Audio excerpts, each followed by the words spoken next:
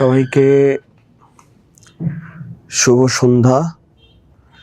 এর পরিবারের সাথে থাকার জন্য সবাইকে অসংখ্য ধন্যবাদ। আমাকে ঠিকমতো শোনা এবং দেখা যাচ্ছে কিনা আমাকে একটু জানাও, ঠিক আছে? আমাকে একটু জানাও যে আমাকে ঠিকমতো দেখা যাচ্ছে কিনা আর শোনা যাচ্ছে কিনা। ও হ্যাঁ, এবার ঠিক আছে। হ্যাঁ, এবার শোনা যায়, সাউন্ড বাড়াইছি। আচ্ছা ঠিক আছে, ওকে। তো বা সাউন্ড শোনা যাচ্ছে না? হ্যাঁ ঠিক আছে।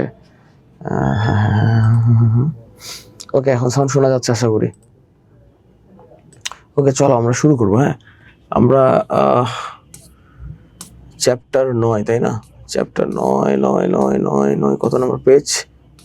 4 গেল 5। এই কালকে কি তোমরা আমার লাইভ ক্লাসটা করছিলা? আর প্রথম কথা হলো যে আমাকে তোমরা একটু মাফ করে দাও, বিকজ অফ আমার এই অবস্থা।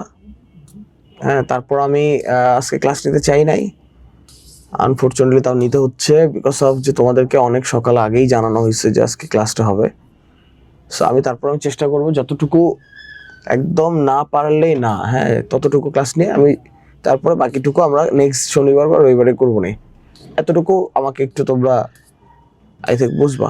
হ্যাঁ আচ্ছা, আমরা 8 নম্বর চ্যাপ্টার সেদিন শেষ করছিলাম, আজকে আমরা 9 নম্বর চ্যাপ্টার পড়বো। এই যাইসটা দূরে, হ্যাঁ এই তো 9 অ্যাসিড কার সমতা আই থিঙ্ক দেখা যাচ্ছে, ঠিক আছে? আচ্ছা, আমি তোমাদেরকে জাস্ট বইয়ের পেজ বলবো, তোমরা খালি জাস্ট বইয়ের পেজটা বের করবা, আমি বাকিটুকু আমি হলো অন্য এই নোটপ্যাড এখানে বুঝাই দিব।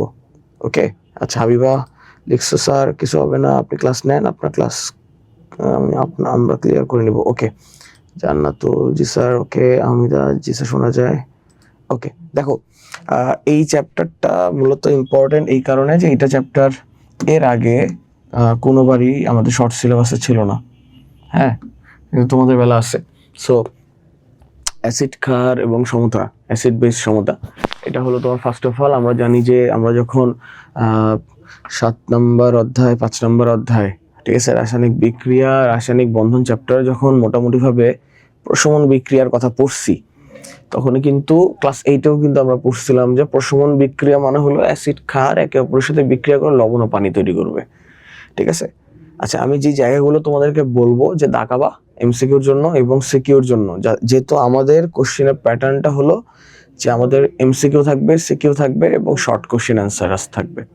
আমি তোমাদেরকে আজকে কোশ্চেন প্যাটার্ন নিয়ে আলোচনা করব তোমাদের সাথে। হ্যাঁ আচ্ছা দেখো, একদম এটা পেজ বের করবা হলো 206 নম্বর পেজ।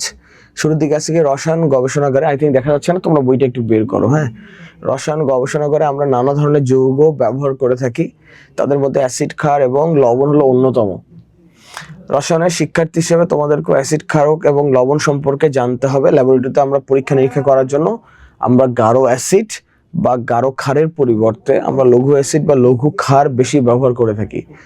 গাঢ় এবং লঘুর যে ব্যাপারটা, এটা তোমরা অটোমেটিক্যালি জানো, মানে অলরেডি তোমরা জানো। গাঢ় বলতে যেখানে অ্যাসিড বা ক্ষার যদি বলি তার দ্রবের পরিমাণটা বেশি থাকে, ঠিক আছে, পানির তুলনায়। আর লঘুর কথা যদি বলি, যে লঘু অ্যাসিড বা লঘু ক্ষার বলতে কি বোঝায়, যে সেখানে পানির পরিমাণটা দ্রব হিসেবে ধরো আমার অ্যাসিড অথবা অ্যাসিড আমার ক্ষার ব্যবহার করতেছি, দ্রবের পরিমাণটা কি কম থাকবে নাকি বেশি থাকবে? কম থাকবে, পানির পরিমাণটা বেশি থাকবে, এটাকে লঘু আমরা বলি বা পাতলা বলে থাকি, ঠিক আছে? আচ্ছা, খাদ্যের মাধ্যমে আমরা অ্যাসিড ক্ষারক এবং লবণ পেয়ে থাকি, যা আমাদের শরীরের জন্য আবশ্যক। অ্যাসিডকে ক্ষারক দ্বারা প্রশমিত করে আমরা জানি যে লবণ এবং পানি তৈরি করা যায়। আচ্ছা ঠিক আছে, এবং এখানে আরেকটা ইম্পর্টেন্ট টপিক আছে, সেটা হলো তোমার কি পিএইচ এর ভ্যালু। আচ্ছা, এখন আমরা পরের টপিকে চলে যাই। ফার্স্টের দিকে অ্যাসিডের সংজ্ঞা দেওয়া আছে তোমাদের প্রথম এই 207 নম্বর 8 নম্বর পেজে, 8 নম্বর পেজের দিকে যাবা, 208 নম্বর পেজে, ঠিক আছে? 208 নম্বর পেজে দেখো কি আছে। ফার্স্ট অফ অল অ্যাসিড কাকে বলে তোমাকে এটা জানতে হবে। আমি তোমাদেরকে ব্যাখ্যা দেখাই দিচ্ছি, জাস্ট আগে বইয়ের টপিকটা তুমি দাগাও। ওকে আচ্ছা, একটু কষ্ট করে তোমরা একটু শুনবা। হ্যাঁ আচ্ছা, অ্যাসিড কাকে বলে? রাসায়নিক দ্রব্যাদির মধ্যে অ্যাসিড হলো খুবই গুরুত্বপূর্ণ।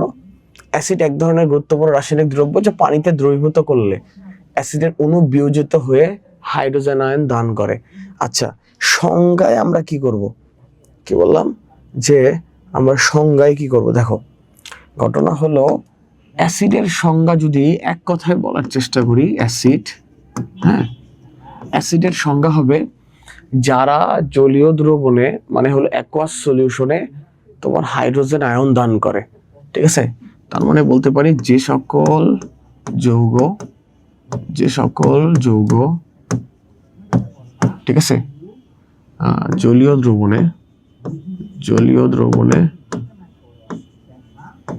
দ্রবণে H প্লাস, ঠিক আছে, আয়ন দান করে। কি করে? আয়ন দান করে। আচ্ছা, এটাকে দুই ভাবে বলা যায়, আবার বলতেছি দুই ভাবে বলা যায়। দেখো, H প্লাস আয়নটাকে আমরা কি বলতে পারি? হাইড্রোজেন আয়ন বলতে পারি। আবার এটাকে আরেক ভাবে বলা যায়, এটা হলো প্রোটন, ঠিক আছে, প্রোটন দান করে। ওকে, এর দুটাই বলবো আমরা। আর এখানে মুখ্য বিষয় কোনটা? মুখ্য বিষয় হলো কোন দ্রবণ বলতো? জলীয় দ্রবণ। কোন দ্রবণ? জলীয় দ্রবণ। আচ্ছা, এখন আমি একটা উদাহরণ তোমাকে দেই। কি বলছে? যে সকল যৌগ জলীয় দ্রবণে কি করবে? প্রোটন দান করবে। এটাকে আমরা অ্যাসিড বলতে পারি। আচ্ছা দেখো, আমি যদি সালফিউরিক অ্যাসিডের কথা বলি, সালফিউরিক অ্যাসিডের কি করছি আমি? অ্যাকুয়াস সলিউশন নিছি।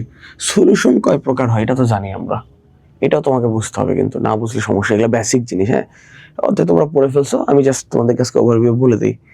দেখো, সলিউশন বা দ্রবণ বা স্টেট, হ্যাঁ, দ্রবণের বা সলিউশনের স্টেট।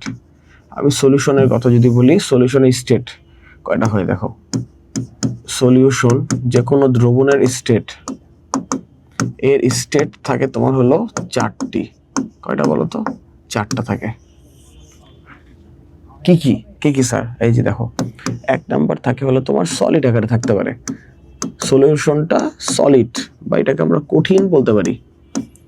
হ্যাঁ, যেটাকে আমরা কিভাবে প্রকাশ করি বলতো? এটাকে প্রকাশ করি হলো H দিয়ে। কিভাবে প্রকাশ করি? এটাকে প্রকাশ করি হলো H দিয়ে, হ্যাঁ। আচ্ছা, সেকেন্ড হলো তোমার লিকুইড। সেকেন্ড কি? লিকুইড। লিকুইডকে আমরা কি বলি বলতো? এটা হলো তরল দ্রবণ। আচ্ছা, এটাকে প্রকাশ করি কি দিয়ে বলতো? L দিয়ে। এটাকে কি দিয়ে প্রকাশ করি?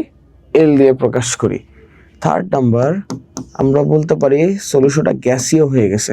গ্যাসিয়াস বা গ্যাস, গ্যাসিয়াস বললাম বা গ্যাস বললাম সুবিধার্থে, এটাকে আমরা গ্যাসই বলি, তাই তো? গ্যাসীয়। এটাকে আমরা কিভাবে প্রকাশ করি? ছোট হাতের জি দিয়ে প্রকাশ করি। আর চার নম্বরের দ্রবণটা থাকতে পারে হলো aqueous solution, AQUEOUS, aqueous solution থাকতে পারে, ঠিক আছে। তার মানে হলো এটাকে আমরা বলতে পারি জলীয় দ্রবণ। কি বলতে পারি বলতো? অ্যাকুয়াস সলিউশন মানে হলো জলীয় দ্রবণ। আর এটাকে আমরা প্রকাশ করি হলো তোমার AQ দিয়ে। এই তো, এটা মোটামুটি সবাই জানি, আমরা সবাই শিখছি, এগুলা ক্লাস 8 এগুলা শিখছি, তাই না? তো এখন দেখো, এই সালফিউরিক অ্যাসিড যদি অ্যাকুয়াস সলিউশন থাকে, তার মানে এটাকে আমরা কিভাবে, কি উপায়ে আলাদা করতে পারি? এখানে আমরা প্রোটন পাবো।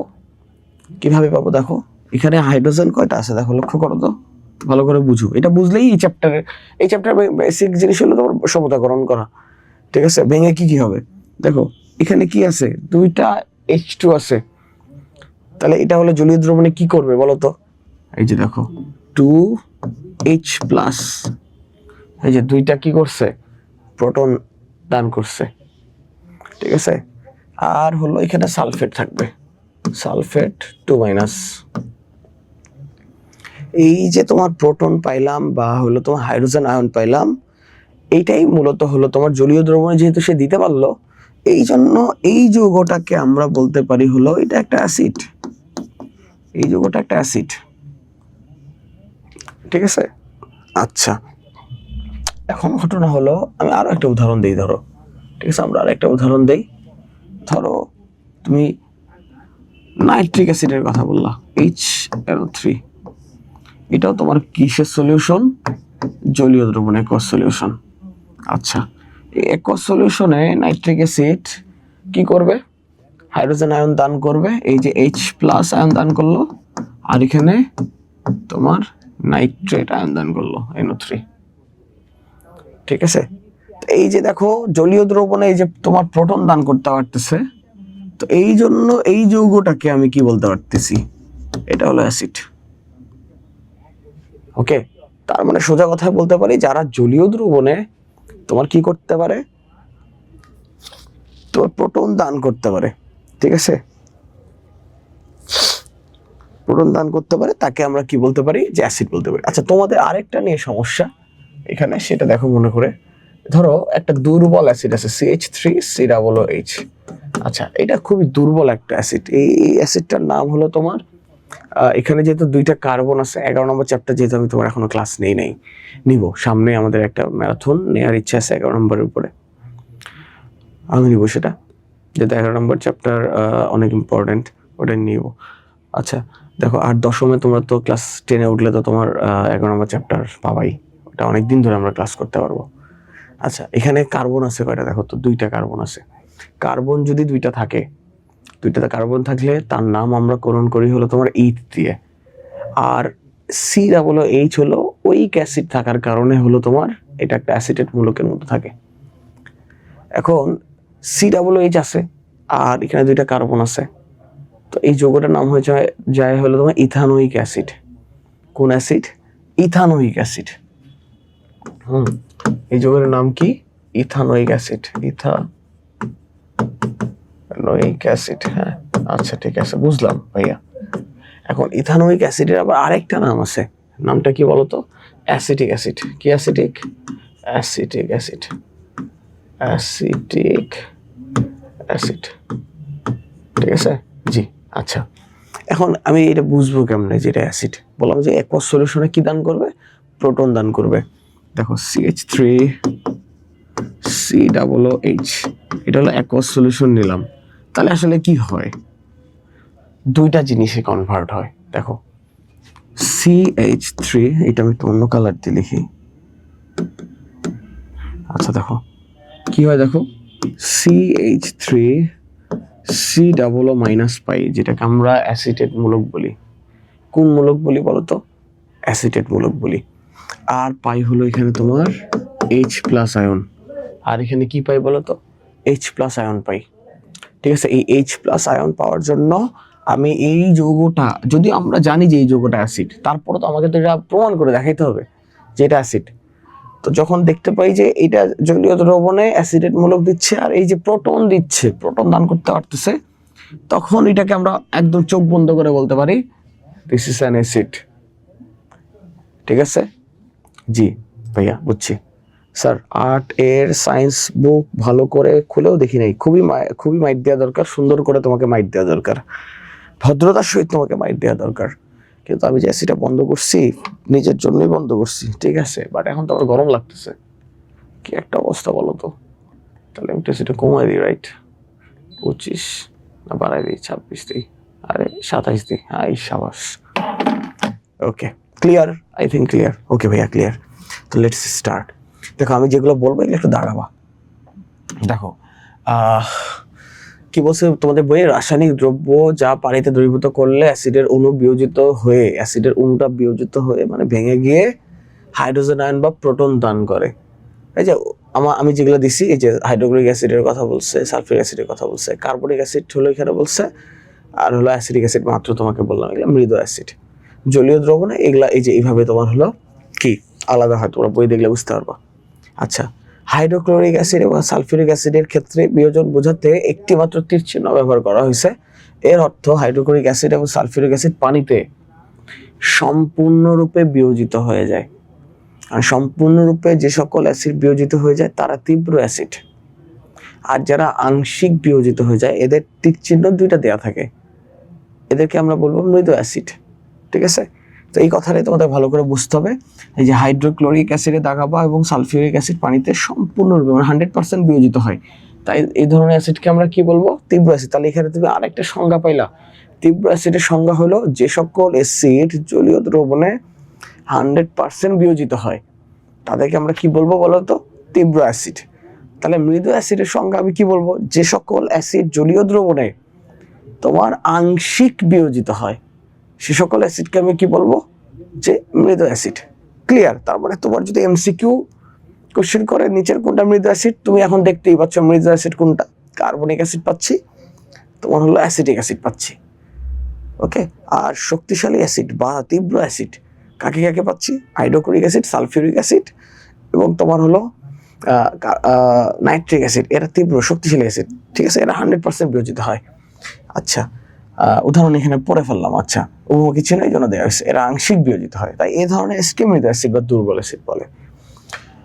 25 ডিগ্রি সেলসিয়াস তাপমাত্রায় 1000টি তোমার ইথানোয়িক অ্যাসিড বা অ্যাসিটিক অ্যাসিড অণুর মধ্যে পানিতে মাত্র 4টা অণু বিয়োজিত হয়। খুব ইম্পর্টেন্ট একটা লাইন, লাইনটা তাকাও। কত ডিগ্রি সেলসিয়াস তাপমাত্রায়? দেখো বইয়ের সাথে মিলাও। 25 ডিগ্রি সেলসিয়াস তাপমাত্রায় 1000টি অ্যাসিটিক অ্যাসিড অণু মধ্যে পানিতে কয়টা বিয়োজিত হয়েছে? 4টা মাত্র অণু বিয়োজিত হয়েছে। এখানে 3 ধরনের এমসিকিউ আছে। কত ডিগ্রি সেলসিয়াস তাপমাত্রায় মৃদু অ্যাসিড গুলো ভেঙে যায়? তোমার হলো রুম টেম্পারেচার বা হলো তোমার কক্ষ তাপমাত্রা 25 ডিগ্রি সেলসিয়াস তাপমাত্রা, ঠিক আছে? 1000টা অ্যাসিটিক অ্যাসিড অণুর মধ্যে কয়টা অণু ভাঙতে পারে? এই জন্য এদেরকে তো মৃদু অ্যাসিড বলতেছি। মাত্র 4টা অণু, এটা যেন মাথায় থাকে। হ্যাঁ, আচ্ছা, হ্যাঁ, মাথায় থাকবে। বাকি 996টি অণু অবিয়োজিত অবস্থায় পানিতে থেকে যায়।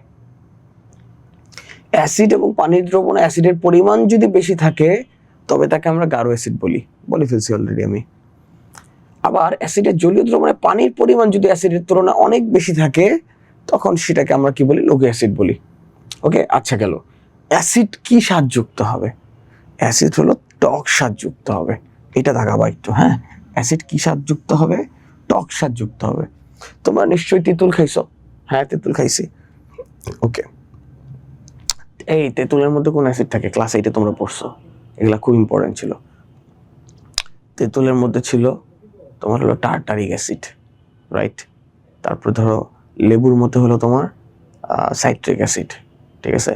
তারপর হলো তোমার আনারসের মধ্যে অ্যাসকর্বিক অ্যাসিড। তারপরে এরকম মোটামুটি যেগুলো জানার দরকার এগুলো এমসিকিউর জন্য লাগবে মোটামুটি। হ্যাঁ, 4-5টা জানবা। আচ্ছা, তেঁতুল খেয়েছো যা খুবই টক। তেঁতুলের ভিতরে কি থাকে? এই যে টার্টারিক অ্যাসিড থাকে, এটা লাগবে। তাই তেঁতুল খুব টক হয়। অ্যাসিড দ্রবণ নীল রঙের লিটমাসকে লাল করতে পারে। আচ্ছা, এটা অনেকের মনে থাকে না। হ্যাঁ, এটা মনে রাখার ব্যবস্থা করে দিচ্ছি, সমস্যা নেই। একটা বিক্রিয়া দেওয়া আছে, দেখো। ক্যালসিয়াম অক্সাইড আর হাইড্রোক্লোরিক অ্যাসিড কি তৈরি করতেছে? এই যে লবণ আর পানি তৈরি করতেছে, এটা প্রশমন বিক্রিয়া। ক্যালসিয়াম অক্সাইড হলো চুন হলো ক্ষার, আর হাইড্রোক্লোরিক অ্যাসিড তো অ্যাসিডই। দুজনে বিক্রিয়া করে কি তৈরি করতেছে? লবণ আর পানি তৈরি করতেছে। আচ্ছা, ঠিক আছে, ওকে। আচ্ছা, যেটা বুঝাইতে চাচ্ছিলাম তোমাদেরকে, দেখো একটু বুঝো যে আমি কেমনে মনে রাখবো যে অ্যাসিড নীল লিটমাসকে লাল করে। অ্যাসিড কি করে? নীল যে লিটমাস আছে পেপার, নীল লিটমাস যে পেপার আছে তাকে কি করে বলতো? লাল করে, তাকে লাল করে। আচ্ছা ভাই, এটা মনে থাকে না আমাদের অনেকের, রাইট? কেন মনে থাকে না? বিকজ অফ, দেখো, অ্যাসিডের বাংলা কি বলতো? অ্যাসিডের বাংলা হলো অম্ল। অ্যাসিডের বাংলা কি? অম্ল। আচ্ছা, এখানে একটু তাকাও তো, এর নিচে কোন লেটারটা আছে? নিচে ল লেটারটা আছে, ল। তাহলে লতে মনে রাখবা অ্যাসিড বা অম্ল লাল করে। অম্ল কি করে? লাল করে। মনে থাকবে? এক কথা, আমরা পরীক্ষার হলে বারবার ভুল করি, আমার নিজেরও অনেকবার ভুল হতো যে অ্যাসিড আসলে নীল লিটমাসকে কি করে? নীল লিটমাসকে লাল করে, ঠিক আছে? হ্যাঁ, আচ্ছা, ঠিক আছে। আর ওখানে যে বিক্রিয়াটা দেওয়া ছিল, বিক্রিয়াটা একটু লক্ষ্য করো। বিক্রিয়াটা দেওয়া ছিল, দেখো, calcium oxide plus hydrochloric acid বিক্রিয়া করে কি তৈরি করতেছে? আচ্ছা, এই জিনিসটা কি? এই ক্যালসিয়াম অক্সাইডকে আমরা বলি হলো তোমার চুন। কি বলি? চুন। হাইড্রোক্লোরিক অ্যাসিড, এটা তো একটা অ্যাসিড। এরা একে অপরে বিক্রিয়া করে কি করে? দেখো, বিষয়টা হলো এখানে ক্যালসিয়াম হলো +2 আকারে আছে, অক্সিজেন -2 আকারে আছে। এখানে হাইড্রোজেন প্লাস আকারে আছে, ক্লোরিন হলো মাইনাস আকারে আছে। আচ্ছা, সমতা বিধান পরে করতেছি কিন্তু। হ্যাঁ, তো এই প্লাস আমরা জানি, প্লাস সব সময় কাকে অ্যাট্রাক্ট করবে? প্লাস সব সময় এই নেগেটিভকে কি করবে? আকর্ষণ করবে। তাহলে কি তৈরি করবে বলতো? Calcium chloride. এখন ঘটনা হলো আমরা জানি ক্যালসিয়ামের যোজনী কত? ক্যালসিয়ামের যোজনী 2। এই যে 2 হলো ক্লোরিনকে দিয়ে দিছে, আর ক্লোরিনের যোজনী 1, সে ক্যালসিয়ামকে দিছে। এরপরে বিক্রিয়াটা হবে তোমার পানি, H2O, ঠিক আছে? এখন ঘটনা তুমি তাকায় দেখো তো, এখানে ক্লোরিন আছে কয়টা সমতা বিধানে? ক্লোরিন ভাইয়া আছে 2টা। এখানে হাইড্রোজেন কয়টা আছে? এখানে 2টা। কিন্তু আমার এখানে হাইড্রোজেন এবং ক্লোরিন আছে কয়টা? মাত্র 1টা। তাহলে এখানে আমার সমতা বিধানটা করতে হবে, এখানে যদি 2 বসাই দিই তাহলে আমার ক্লিয়ার, ঠিক আছে? হ্যাঁ ক্লিয়ার। আচ্ছা চলো এরপরে শেষ, হ্যাঁ এইটাই পর্যন্ত শেষ, পরের টপিক দেখো। আচ্ছা এখানে হলো তোমার সোডিয়াম ধাতু এবং হাইড্রোক্লোরিক অ্যাসিডের মধ্যে বিক্রিয়া করে দেওয়া হয়েছে সোডিয়াম ক্লোরাইড, হাইড্রোজেন গ্যাস তৈরি করছে। ওকে, আমরা প্রতিদিন অনেক খাবার গ্রহণ করি, সেগুলোর মধ্যে হলো বিভিন্ন ধরনের অ্যাসিড আছে, যেমন দুধের মধ্যে ল্যাকটিক অ্যাসিড, ঠিক আছে, এটা মনে রাখবা। সফট ড্রিঙ্কসে কার্বনিক অ্যাসিড, কমলা লেবু বা হলো লেবুতে সাইট্রিক অ্যাসিড, তেঁতুলে টার্টারিক অ্যাসিড, ভিনেগারে তোমার ইথানোয়িক অ্যাসিড, চায়ে ট্যানিক অ্যাসিড। ইয়াস, যারা চা পছন্দ করো এখান থেকে এমসিকিউ আসবে, ঠিক আছে, এখান থেকে এমসিকিউ তুমি একটা পাবা, এখান থেকে এমসিকিউ একটা পাবা, ঠিক আছে। হ্যাঁ ক্লিয়ার দেখা যাবে না বিকজ অফ এটা পিডিএফ, তো এখন পিডিএফ গুলো বোর্ডে ঠিক মতো দেখা যায় না। আমি তোমাদেরকে জাস্ট আমি পৃষ্ঠা বলবো, ওই জায়গাগুলো তোমরা দাগাবা। 209 নাম্বার পেজ বের করো, 9 নাম্বার পেজের বিক্রিয়ার ঠিক নিচের লাইনগুলো দাগাবা। হ্যাঁ কি দাগাবা, যে দুধের মধ্যে ল্যাকটিক অ্যাসিড থাকে, তারপরে তোমার সফট ড্রিঙ্কসে কার্বনিক অ্যাসিড থাকে, তারপর কমলা লেবু বা লেবুতে সাইট্রিক অ্যাসিড থাকে, তেঁতুলে টার্টারিক অ্যাসিড, ভিনেগারে ইথানোয়িক অ্যাসিড এবং চায়ে ট্যানিক অ্যাসিড। ঠিক আছে, চাটা যেহেতু আমরা রেগুলার খাই, এটা আমরা একটু মনে রাখবো, চায় হলো তোমার ট্যানিক অ্যাসিড। ওকে, এই খাদ্যগুলো যখন আমরা খাই তখন খাদ্যের মাধ্যমে সংশ্লিষ্ট অ্যাসিডগুলো আমাদের শরীরে প্রবেশ করে। অ্যাসিডগুলো আমাদের খাদ্য পরিপাকে সাহায্য করে এবং শরীরে রোগ প্রতিরোধ করে থাকে। আচ্ছা, আবার আচার জাতীয় অনেক অ্যাসিডযুক্ত খাদ্য আছে যেগুলো আমাদের খাওয়ার রুচি বৃদ্ধি করে। এসব অ্যাসিড খুবই দুর্বল প্রকৃতির হয়, এগুলো আমাদের শরীরে তেমন একটা ক্ষতি করতে পারে না। আবার এগুলো খেতে টকসারযুক্ত। তাহলে অ্যাসিডের স্বাদ কিরকম? টকসারযুক্ত। আমাদের পাকস্থলীর দেয়াল থেকে আমরা জানি কোন অ্যাসিড বের হয়, আমরা অলরেডি জানি আমাদের পাকস্থলীর দেয়াল থেকে হাইড্রোক্লোরিক অ্যাসিড তোমার নিঃসরণ হয়। হ্যাঁ, এটা আমরা জানি। আচ্ছা, এখন ঘটনা হলো যে এটি অত্যন্ত শক্তিশালী অ্যাসিড। এটি পাকস্থলীতে খাদ্যকণা, মানে পাকস্থলীতে এর কাজ কি? খাদ্যকণাগুলোকে আসলে একদম ছোট ছোট টুকরাতে পরিণত করা। কিন্তু অনেক সময় দেখা যায় পাকস্থলীর দেয়াল থেকে অতিরিক্ত হাইড্রোক্লোরিক অ্যাসিড নিঃসরিত হয়ে তা পাকস্থলীর দেয়ালের কোষগুলোকে ভাঙতে শুরু করে, যার কারণে আমরা হলো আমাদের যে পাকস্থলীতে আমাদের এক ধরনের ঘায়ের সৃষ্টি হয়। সেই ঘাটাকে আমরা বলি হলো পেপটিক আলসার। হ্যাঁ, আমাদের মুখে যদি ঘা হয়, ধরো আমার জিহ্বায় ঘা হচ্ছে বা আমার মুখে ঘা হচ্ছে, তখন আমরা কিন্তু এটাকে মাউথ আলসার বলি। হ্যাঁ, তখন মাউথ আলসারের জন্য তোমার ওরাল জেল ব্যবহার করতে হয়। তো তোমার যখন পেটের মধ্যে ঘা হচ্ছে তখন সেটাকে আমরা কি বলি? পেপটিক আলসার বলি। ঠিক আছে, এখন পেপটিক আলসারে আমার যখন পাকস্থলীর যখন আলটিমেটলি বেশ মানে বড় জায়গা জুড়ে ঘাটা অবস্থান করে, মানে পাকস্থলীর যে লেয়ার আছে প্রত্যেকটা লেয়ার ধরো ভেঙে গেছে। হ্যাঁ, এবং লাস্ট যে লেয়ারটা ছিল যেটা দিয়ে একদম পাকস্থলী ভেদ করে সেটা বাইরে চলে আসতে পারবে, ওই লেয়ার যখন আলটিমেটলি তোমার ভেদ করে ফেলে তখন আসলে সেটা ক্যান্সারের রূপ নেয়। আচ্ছা, ওগুলোকে ভাঙতে শুরু করে। আচ্ছা, ফলে পেটে ব্যথা শুরু হয়। এই অবস্থায় আমরা পেপটিক আলসার বলি। কাজে যেসব খাদ্য খেলে অতিরিক্ত অ্যাসিড নিঃসরিত হতে পারে সেগুলো একটু পরিহার করব। আবার বেশি সময় ধরে পেটে যদি খালি রাখি আমরা, সেক্ষেত্রে একটা বড় সমস্যা। আচ্ছা, এগুলো নিয়ে আমরা বায়োলজিতে আলোচনা করছি সবাই। লৌহ অ্যাসিডের ধর্মসমূহ এবং এদের পরীক্ষামূলক প্রমাণটা। আচ্ছা, কি কি মনে রাখতে হবে এটা মনে রাখো। দেখো 9.1.1 209 নম্বর পেজের অ্যাসিড কিরকম স্বাদ হয় এটা মনে রাখতে হবে। অ্যাসিড ক্ষয়কারী হিসেবে ব্যবহার করা হয়। লিটমাস পেপারকে সে কি করে? ঠিক আছে, 3টা পাইলাম।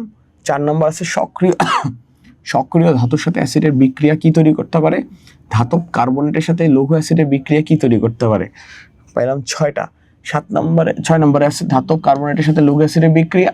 7 নম্বরে ধাতব হাইড্রোক্সাইডের সাথে অ্যাসিডের বিক্রিয়া। 8 নম্বর আছে ধাতুর অক্সাইডের সাথে অ্যাসিডের বিক্রিয়া। এই 9টা আছে তোমার অ্যাসিডের ধর্ম। ঠিক আছে, এখন ধর্মগুলো আমরা একটু ডিটেইল আলোচনা করি। চল, 1 নম্বরে কি বলছে দেখো, স্বাদ। সকল অ্যাসিড কি স্বাদযুক্ত হবে? টকস্বাদযুক্ত হবে। আমরা ইতিপূর্বে দেখেছি যে অ্যাসিডগুলো অ্যাসিডের ম্যাক্সিমাম খাবারগুলো টকস্বাদযুক্ত।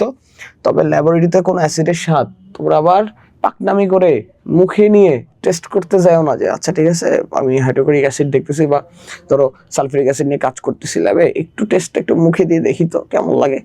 এগুলো আবার করতে যাও না, দেখা যাচ্ছে পুরোটা ছাই হয়ে যাবে কিন্তু আবার জিহ্বা, আরে সমস্যা। এগুলো করবা না, কারণ এগুলো জিহ্বার সাথে লাগলে জিহ্বার ক্ষতি হতে পারে, ঘা হয়ে যাবে এই জায়গায়। তবে তেঁতুলের মধ্যে যে টার্টারিক অ্যাসিড থাকে, যদি তেঁতুল মুখে নাও তাহলে আমরা সেই মানে তেঁতুলটাই টকস্বাদযুক্ত বুঝতে পাই, তাই তো। তাই আলাদা করে তো তোমার ল্যাবে আর পরীক্ষা করার দরকার নেই যে ভাই দেখি আমি একটু অ্যাসিডটা কেমন স্বাদযুক্ত। আচ্ছা, ক্ষয়কারী হিসেবে অ্যাসিড ব্যবহার করা হয়। দেখো অ্যাসিডগুলো ক্ষয়কারী পদার্থ হিসেবে পরিচিত। ক্ষয়কারী মানে ক্ষয় করে। যেমন অ্যাসিডের মধ্যে একখণ্ড লোহার পাত রাখলে লোহার পাতটির পৃষ্ঠতল ক্ষয়ে ঝাঁঝরা হয়ে যাবে। তার মানে অ্যাসিড হলো টকসাদযুক্ত বা স্বাদ আছে অ্যাসিডের, টক স্বাদ। অ্যাসিড ক্ষয়কারী হিসেবে ব্যবহার করা হয়। লিটমাস পেপার কিছুক্ষণ আগে বললাম, নীল লিটমাসকে সে লাল করতে পারে, ঠিক আছে। আচ্ছা, সক্রিয় ধাতুর সাথে আমাদের সক্রিয়তার যে সিরিজ আছে, সেই সিরিজে উপরের দিকে যে সকল সক্রিয় ধাতু আছে তাদের সাথে অ্যাসিডের বিক্রিয়া ঘটালে সে কি করতে পারে। দেখো, যে আমরা জানি অ্যাসিড সক্রিয় ধাতু, ঠিক আছে। কোন কোন সক্রিয় ধাতুর সাথে বিক্রিয়া করে? শুরু দিয়ে কে ছিল, ছন্দটা একটু মনে করে দেখো তো। কেনাকে ম্যাকাইভার এলো যেন ফিরে সুস্মিতাকে পাবে হাই কেবলা হাজি হাজি পেটাবে আমায়। উপরের দিকে যদি কেনাকে ম্যাকাইভার এলো পর্যন্ত ছিল হলো একদম বেশি সক্রিয়। তো ধর পটাশিয়াম, সোডিয়াম, ম্যাগনেসিয়াম প্রথমের দিকে 3-4টা নিলাম, বিক্রিয়া করে সংশ্লিষ্ট ধাতুর লবণ তৈরি করবে এবং হাইড্রোজেন গ্যাস তৈরি করবে। এটা একদম মানে কম্পালসারি, লবণ তৈরি করবে এবং তো হাইড্রোজেন গ্যাস তৈরি করবে, ঠিক আছে। আচ্ছা, কিভাবে তৈরি করে লেটস সি। দেখো, ধরো আমি পটাশিয়াম নিলাম, পটাশিয়ামের সাথে ধরো হাইড্রোক্লোরিক অ্যাসিড বিক্রিয়া করতেছে। আচ্ছা, কি করবে এখন? এই পটাশিয়াম গিয়ে এই ক্লোরিনের সাথে বিক্রিয়া ঘটাবে, তাহলে তৈরি করবে হলো পটাশিয়াম ক্লোরাইড, আর হাইড্রোজেন গ্যাস হলো আলাদা হয়ে যাবে, ঠিক আছে। তো এখানে হাইড্রোজেন গ্যাস আলাদা হয়ে গেলে এটা উড়ে চলে যাবে। এখানে তুমি যদি সমতা বিধান করতে চাও তাহলে তোমার এখানে তো হাইড্রোজেন এখানে 2 দেওয়া লাগতেছে। 2 দিলে এখানে হাইড্রোজেন 2টা, এখানে ক্লোরিনও 2টা হয়েছে। ক্লোরিন যদি তুমি 2টা দাও, পটাশিয়াম আবার 2 হয়ে গেছে, তাহলে তুমি এখানে পটাশিয়ামকে 2 দিয়ে দাও, সমস্যা নেই, সব সমতা হয়ে গেছে, ঠিক আছে। আচ্ছা হাবিবা, কি লিখছো? কে না কে এলো যেন ম্যাকাইভার এলো যেন ফিরে। ম্যাকাইভার মানে ম্যাগনেসিয়াম আছে, ম্যাগনেসিয়ামের বিক্রিয়া দেখো। ম্যাগনেসিয়াম ধরো সালফিউরিক অ্যাসিডের সাথে বিক্রিয়া করতেছে। আর বিক্রিয়াটা কি হবে? কি বলছে? লবণ আর হাইড্রোজেন গ্যাস তৈরি করবে। তাহলে ম্যাগনেসিয়াম এই সালফেট আছে না, সালফেটের সাথে বিক্রিয়া ঘটাবে, তৈরি করবে তোমার হলো ম্যাগনেসিয়াম সালফেট। এখন দুইজনে হলো 2 যোজি করে, দুই যোজি করে, তার মানে যোজনী এক্সচেঞ্জ করলে দুইজনে 2 করে থাকে। 2 দিয়ে তুমি যখন ভাগ করবা 1 থাকে, সো ওটা লিখলাম না। এরপরে তোমার হলো হাইড্রোজেন গ্যাস থাকে, হাইড্রোজেন গ্যাস উড়ে চলে যাবে, ঠিক আছে। তাহলে এটা কি পাচ্ছি বলতো? এটা লবণ পাচ্ছি, আর এই যে হাইড্রোজেন গ্যাস উড়ে চলে যাচ্ছে, ঠিক আছে। তো এইটাই বলছে যে সক্রিয় ধাতুর সাথে সে যদি বিক্রিয়া করে তাহলে তোমার হলো লবণ তৈরি করবে এবং সে সাথে হাইড্রোজেন গ্যাস তৈরি করবে। এটা বুঝে ফেলছি আমরা, ওকে লেটস সি। এরপরে ধাতব কার্বনের সাথে যদি তুমি লঘু অ্যাসিডের বিক্রিয়া ঘটাও, কোন অ্যাসিডের বিক্রিয়া ঘটাবো আমরা? লঘু অ্যাসিডের বিক্রিয়া ঘটাবো, ঠিক আছে, 5 নম্বরে। তো লঘু অ্যাসিড বলতে কি বুঝাবে আমাদের? এখানে তোমার পাতলা হবে। তো কার্বনেট যদি থাকে তাহলে মনে রাখবো, সবসময় মনে রাখবা, কার্বনেট যদি যে কোনো বিক্রিয়া থাকে সেখানে তৈরি করবে কার্বন ডাই অক্সাইড, ঠিক আছে। তাহলে কি কি তৈরি করতেছে দেখো, লবণ তৈরি করবে, পানি তৈরি করবে এবং কার্বন ডাই অক্সাইড তৈরি করবে।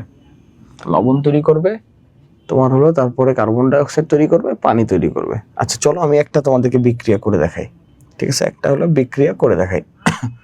আচ্ছা, এটা বুঝে ফেলছি আমরা। এখন আমরা ধাতব কার্বনেট, হ্যাঁ ধাতব কার্বনেটের সাথে বিক্রিয়া করব। তো চলো দেখো, ধাতব কার্বনেট যদি নেই, ধরো ক্যালসিয়াম কার্বনেট নিলাম, ক্যালসিয়াম কার্বনেটের সাথে ধরো সালফিউরিক অ্যাসিডে বিক্রিয়া ঘটাচ্ছি। কার বিক্রিয়া ঘটাচ্ছি? সালফিউরিক অ্যাসিডে বিক্রিয়া ঘটাচ্ছি। তাহলে বিক্রিয়াটা কি হবে? দেখো, আমরা কি জানি লবণ তৈরি করবে। এই ক্যালসিয়াম গিয়ে এই সালফেটের সাথে বিক্রিয়া করবে। কার সাথে বিক্রিয়া করবে? এই সালফেটের সাথে বিক্রিয়া করবে। কি তৈরি করবে? ক্যালসিয়াম সালফেট তৈরি করবে। লবণ দুইজনের 2 যোজি করে এক্সচেঞ্জ করছে, একই রকম থাকলো। এরপর তোমাকে বলা হয়েছিল না যে কার্বনেট, তুমি যখনই কোথাও কার্বনেট দেখবা, এই কার্বনেট আসলে ভেঙে গিয়ে কার্বন ডাই অক্সাইড হয়, আর সেখানে যদি সে কোনোভাবে কোনো না কোনো হাইড্রোজেন পায়, কার্বনেট থেকে একটা অক্সিজেন চলে গেলে তো কার্বন ডাই অক্সাইড থাকবে, ওই অক্সিজেন ওই হাইড্রোজেনের সাথে বিক্রিয়া করে পানি তৈরি করবে। তাহলে দেখো, কার্বন এর থেকে একটা অক্সিজেন চলে গেলে থাকে হলো কার্বন ডাই অক্সাইড, ঠিক আছে। ওই অক্সিজেন হলো তোমার এই H2 এর সাথে বিক্রিয়া করবে, বিক্রিয়া করে কি তৈরি করে? H2O। খুব ইজি, তাই না? এই বিক্রিয়াগুলো কোনো ব্যাপার না। আমরা আরেকটা বিক্রিয়া দেখি। হ্যাঁ, চলো আমরা আরেকটা দেখি, এগুলো বিক্রিয়া তোমরা পারো। আচ্ছা, আরেকটা দেখি, লেটস স্টার্ট। ধরো এখানে ধরো আমি নিলাম হলো পটাশিয়াম কার্বনেট। ধরো পটাশিয়াম কার্বনেট নিলাম, K2CO3 পটাশিয়াম কার্বনেট নিলাম, বিক্রিয়া করাচ্ছি ধরো তোমার হলো HNO3 এর সাথে, মানে নাইট্রিক অ্যাসিডের সাথে বিক্রিয়া করতেছি। তাহলে কি হবে বলো তো? লবণ তৈরি করবে। তো লবণ কিভাবে তৈরি করবে? এই যে ভদ্রলোক পটাশিয়াম, এই পটাশিয়াম এখানকার নাইট্রেটের সাথে বিক্রিয়া করে পটাশিয়াম নাইট্রেট তৈরি করবে। তো পটাশিয়াম নাইট্রেট কিরকম দেখো, KNO3 দুইজনেরই একযোজনী, দুইজনেরই কি একযোজী, এই জন্য এক্সচেঞ্জ করছে এরকম। এরপরে দেখো এখানে কার্বনেট ছিল না, এই কার্বনেট থেকে একটা কার্বন যদি একটা অক্সিজেন যদি চলে যায় তাহলে কার্বন ডাই অক্সাইড পাইছি। এখানে তোমার একটা হাইড্রোজেন, হাইড্রোজেন তো একটাই ছিল, কিন্তু আমাদের হাইড্রোজেন লাগবে দুটো লাগবে হাইড্রোজেন। তো আমার এখানে 2 অণু দিয়ে দিছি। এখন নাইট্রেট হয়ে গেছে 2টা। এখন আগে থেকে তো পটাশিয়াম ছিল 2, সমতা বিধানটা বুঝো ভালো করে। পটাশিয়াম কয়টা ছিল? 2টা, কিন্তু পটাশিয়াম তো এখানে একটা। এখানে তোমার হলো আমি যখন পানি লিখছি হাইড্রোজেন আছে কয়টা? 2টা। এখন ঘটনা হলো আমি যখন হাইড্রোজেন মিলাইতে চাইলাম তখন ভাইয়া কি করছি, এই যে নাইট্রিক অ্যাসিডের আগে তোমার 2 দিয়ে দিছি, আর 2 দিয়ে দেওয়ার কারণে তোমার হাইড্রোজেন হয়েছে 2টা, নাইট্রোজেনও হয়ে গেছে 2টা। তো এখন আমার তো এই নাইট্রিক অ্যাসিডটাকে, এই যে নাইট্রেট মূলকটাকে 2টা বানাইতে হবে। এখন তুমি কষ্ট মষ্ট করে তাকায় দেখলা সেট এখানে তো পটাশিয়ামও আছে 2টা, আবার এখানে নাইট্রেটও আছে 2টা, এখানে তো আবার তারা একটা হয়ে গেছে এই জায়গায়। তো এই জায়গায় তুমি 2 দিয়ে দাও, 2 দিয়ে দিলে পটাশিয়াম হয়ে গেছে 2টা, নাইট্রেটও হয়ে গেছে 2টা, সমতা বিধান শেষ। ক্লিয়ার না? এত ইজি, মজাই মজা। ক্লিয়ার? হ্যাঁ ক্লিয়ার। তো চলো এরপরে দেখো বিক্রিয়া করতেছে হলো তোমার কি আছে রে, কার্বন ডাই অক্সাইড চুনকে যদি আবার পানির সাথে আমরা বিক্রিয়া করাই তাহলে চুনের পানি পাবো ক্যালসিয়াম হাইড্রোক্সাইড। এই ক্যালসিয়াম হাইড্রোক্সাইড যদি আবার কার্বন ডাই অক্সাইডের সাথে বিক্রিয়া করে তাহলে আমরা কার্বনেট, ক্যালসিয়াম কার্বনেট পাবো। এটা একটু তোমরা বইয়ে দাগায় রাখতে পারো। ওকে, পাইছি। অদ্রবণীয় ক্যালসিয়াম কার্বনের উত্তপ্ত অবস্থায় চুনের পানিকে ঘোলা করে। হ্যাঁ, এটা একটু দাগাবা। অদ্রবণীয় মানে ক্যালসিয়াম কার্বনেট চুনাপাথর, এটা দ্রবণীয় না। তো উত্তপ্ত মানে একে গরম করলে চুনের পানিকে ঘোলা দেখায়। ঠিক আছে, এই ঘোলা চুনের পানিতে অতিরিক্ত কার্বন ডাই অক্সাইড গ্যাসকে চালনা করলে, চুনের পানির মধ্যে তুমি যদি অতিরিক্ত কার্বন ডাই অক্সাইড গ্যাসকে চালনা করো সেটি আবার স্বচ্ছ হয়ে যায়। ভালো করে বুঝো, ঘোলা চুনের পানিতে আমি যদি কার্বন ডাই অক্সাইডকে দিয়ে দেই তাহলে ঘোলা চুনের পানিটা কি হয়ে যাবে? স্বচ্ছ। এই জায়গা থেকে তোমাদের SQ হ্যাঁ প্লাস তোমার খ নম্বর কোশ্চেনে আসবে যে ঘোলা চুনের পানিকে তুমি কিভাবে স্বচ্ছ করবা। তাহলে তো আমরা কি লিখবো, যে অদ্রবণীয় ক্যালসিয়াম কার্বনের উত্তপ্ত অবস্থায় চুনের পানিকে ঘোলা করে। আচ্ছা, করলো, চুনের পানিকে কি করে? ঘোলা করে। এই ঘোলা চুনের পানির মধ্যে তুমি যদি আবার কার্বন ডাই অক্সাইড গ্যাস চালনা করো তাহলে সেটা আবার স্বচ্ছ হয়ে যায়। এই পর্যন্ত তোমাকে লিখতে হবে, বিক্রিয়াটা দেখাবা। এক্ষেত্রে অদ্রবণীয় ক্যালসিয়াম কার্বনেটের সাথে কার্বন ডাই অক্সাইড এবং পানি বিক্রিয়া করে দ্রবণীয় ক্যালসিয়াম বাইকার্বনেট তৈরি করে। ঠিক আছে, যার কারণে তোমার ঘোলা চুনের পানি স্বচ্ছ দেখায়। সুন্দর একটা কোশ্চেন, খ নম্বর, বারবার এটা দাগা রাখো। তাহলে কি হবে? ক্যালসিয়াম কার্বনেটের সাথে কে বিক্রিয়া করবে? পানি বিক্রিয়া করবে এবং কার্বন ডাই অক্সাইড তুমি চালনা করতেছো, তাহলে কি হবে? ক্যালসিয়াম বাইকার্বনেট করবে। একটু বিক্রিয়াটা ভালো করে দেখো। হ্যাঁ, একটু বিক্রিয়াটা ভালো করে দেখো। দেখো, ক্যালসিয়াম কার্বনেট ছিল, এটা অদ্রবণীয় চুনাপাথর। তো এর সাথে আমি যখন কার্বন ডাই অক্সাইড চালনা করলাম এবং পানি দিলাম, ঠিক আছে, তো এরা মূলত সবাই একে অপরের সাথে বিক্রিয়া করে কি তৈরি করতেছে? Calcium bicarbonate. ক্যালসিয়ামের যোজনী 2, বাইকার্বনের যোজনী 1, এরা দিয়ে দিল। এই যে ক্যালসিয়াম বাইকার্বনেট যখন তৈরি করে ফেললো তখন আসলে এই ঘোলা চুনের পানিটা কি হয়ে গেল বলতো? স্বচ্ছ হয়ে গেল, স্বচ্ছ। এবং এই একটা বিক্রিয়া তুমি লিখবা, সাথে একটু ব্যাখ্যা দিবা 2 মার্ক। একটা বিক্রিয়া লিখবা, একটু ব্যাখ্যা দিবা 2 মার্ক। ঠিক আছে? হ্যাঁ ভাইয়া, বুঝছি। আচ্ছা, একইভাবে ধাতব কার্বনেটগুলো লঘু সালফিউরিক অ্যাসিড কিংবা লঘু নাইট্রিক অ্যাসিডের সাথে একই ধরনের বিক্রিয়া করে সালফেট লবণ বা নাইট্রেট লবণ তৈরি করে। এই বিক্রিয়াটা একটু দাগায় রাখবা, ঠিক আছে? যে সোডিয়াম কার্বনেট সালফিউরিক অ্যাসিডের সাথে বিক্রিয়া করে সোডিয়াম সালফেট, হাইড্রোজেন, এই পানি এবং কার্বন ডাই অক্সাইড তৈরি করতেছে। ক্যালসিয়াম কার্বনেট নাইট্রিক অ্যাসিডের সাথে বিক্রিয়া করে calcium nitrate, carbon die oxide এবং পানি তৈরি করছে। এগুলো অলরেডি বলে ফেলছি। আচ্ছা, এরপরে কি বলছে, করে গেল এই যে ধাতব বাইকার্বনেটের সাথে লঘু অ্যাসিডের বিক্রিয়া। ধাতব বাইকার্বনেটের সাথে, ঠিক আছে, বা ধাতব বাইকার্বনেট গুলো যদি লঘু অ্যাসিডের সাথে বিক্রিয়া করে তাহলে সেক্ষেত্রে লবণ, পানি এবং কার্বন ডাই অক্সাইড। তোমাদেরকে আমি বারবার বলছি কার্বনেট থাকলে সেটা হলো তোমার কি তৈরি করবে, কার্বন অক্সাইড তৈরি করবে। দেখো এখানে একটা বিক্রিয়া দেওয়া আছে ক্যালসিয়াম বাইকার্বনেট আর হলো তোমার হাইড্রোক্লোরিক অ্যাসিড। তো ক্যালসিয়াম কি করবে, এই ক্লোরিনের সাথে বিক্রিয়া করে ক্যালসিয়াম ক্লোরাইড করবে, করলো। আর কার্বনেটটা থেকে একটা অক্সিজেন চলে যাবে, তাহলে কার্বন ডাই অক্সাইড থাকবে, থাকলো। আর বাইকার্বনেটের ওখানে তো একটা হাইড্রোজেন ছিলই, হ্যাঁ, ওই আরেকটা অক্সিজেন ছিল। এই দুইজন মিলে, হাইড্রোজেন এবং অক্সিজেন মিলে তৈরি করবে তোমার হলো পানি। শেষ। এটা তোমরা ইজিলি বুঝতে পারো। আমি একটা বিক্রিয়া তোমাদেরকে করে দেখাই। ধরো সোডিয়াম বাইকার্বনেট, ধরো দেখো সোডিয়াম বাইকার্বনেট ধরো বিক্রিয়া করতেছে হাইড্রোক্লোরিক অ্যাসিডের সাথে। কার সাথে বিক্রিয়া করতেছে? হাইড্রোক্লোরিক অ্যাসিডের সাথে। এখন কি করবে, হাইড্রোক্লোরিক অ্যাসিডের সাথে সোডিয়াম কি করবে, এই ক্লোরিনকে ধরবে, ঠিক আছে, তৈরি করবে হলো সোডিয়াম ক্লোরাইড, লবণ তৈরি করলো প্লাস, হ্যাঁ, ওই যে বললাম কার্বনেট থাকলে কার্বনেট থেকে একটা অক্সিজেন চলে যাবে, চলে গিয়ে কি তৈরি করবে, এই যে কার্বন ডাই অক্সাইড তৈরি করছে। এখন দেখো এইখানে একটা হাইড্রোজেন আছে, এখানে একটা হাইড্রোজেন আছে, দুই হাইড্রোজেন মিলাই তোমার H2, আর এখান থেকে একটা অক্সিজেনকে এখানে যুক্ত হবে, তাহলে কি তৈরি করবে, H2O। Clear concept? Easy. I think তোমরা বুঝতেছো, ভালো করে বুঝতেছো, রাইট? ক্লিয়ার? হ্যাঁ, ওকে, আচ্ছা, ওকে ভাইয়া, বুঝছি। আচ্ছা, এরপরে দেখো ধাতব হাইড্রো অক্সাইডের সাথে অ্যাসিডের বিক্রিয়া। ধাতব হাইড্রোক্সাইডের সাথে অ্যাসিডের বিক্রিয়া। তো ধাতুর হাইড্রোক্সাইড তথা ক্ষারের সাথে যদি অ্যাসিড এর বিক্রিয়া করে লবণ পানি তৈরি করে, এটা আমরা জানি, হ্যাঁ। তো এটা বিক্রিয়া তোমাদের কাছে একদম নর্মাল, ক্লাস 8 থেকে পড়ছো। এরপর যেটা ছিল ধাতুর অক্সাইডের সাথে যদি অ্যাসিডের বিক্রিয়া করি, ধাতুর অক্সাইড, এটা হলো 211 নম্বর পেজ। দেখো তো এখানে ধরো ক্যালসিয়াম অক্সাইড আমি একটা উদাহরণ নিলাম। তো হাইড্রোক্লোরিক অ্যাসিডের সাথে বিক্রিয়া করতে ক্যালসিয়াম কি করবে, ক্লোরিনের সাথে বিক্রিয়া করবে ক্যালসিয়াম ক্লোরাইড, আর এদিকে তোমার পানি তৈরি করবে।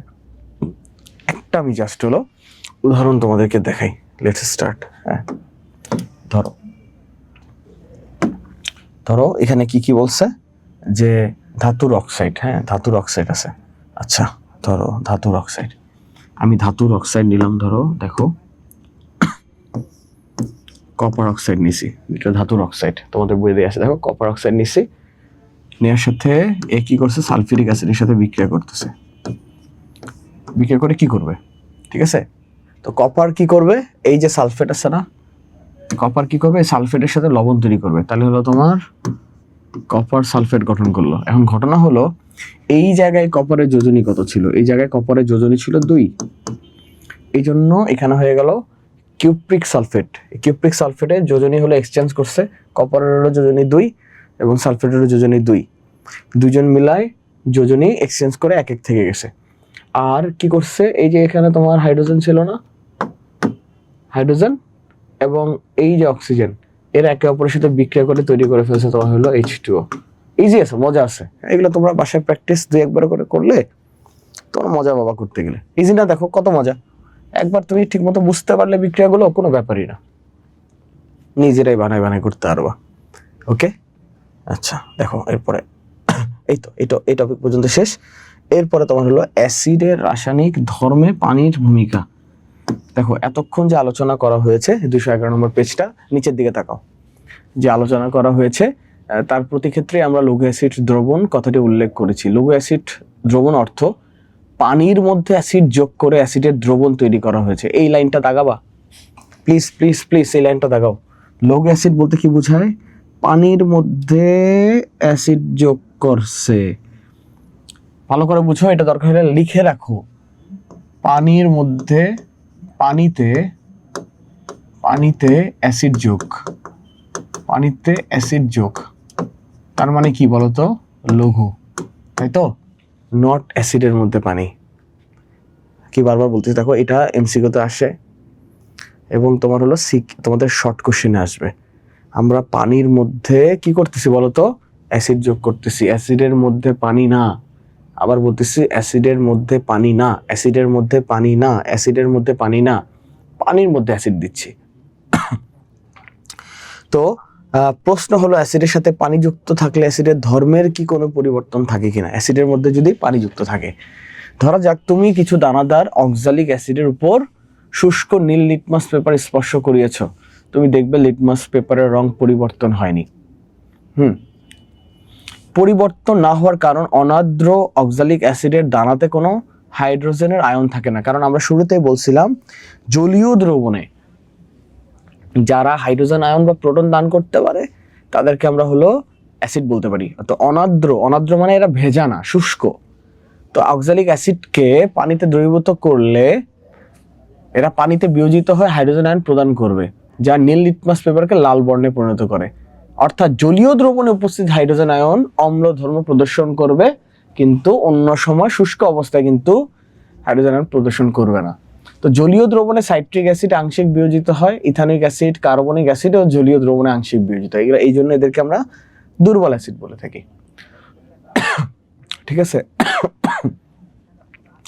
আংশিক বিয়োজিত হবার অর্থ হলো যতটুকু অণু দ্রবণে যোগ করা হলো তার মধ্যে অল্প কিছু অণু শুধুমাত্র ভেঙে যায় বা বিয়োজিত হয় এবং বাকি অণুগুলো বিয়োজিত হবে না।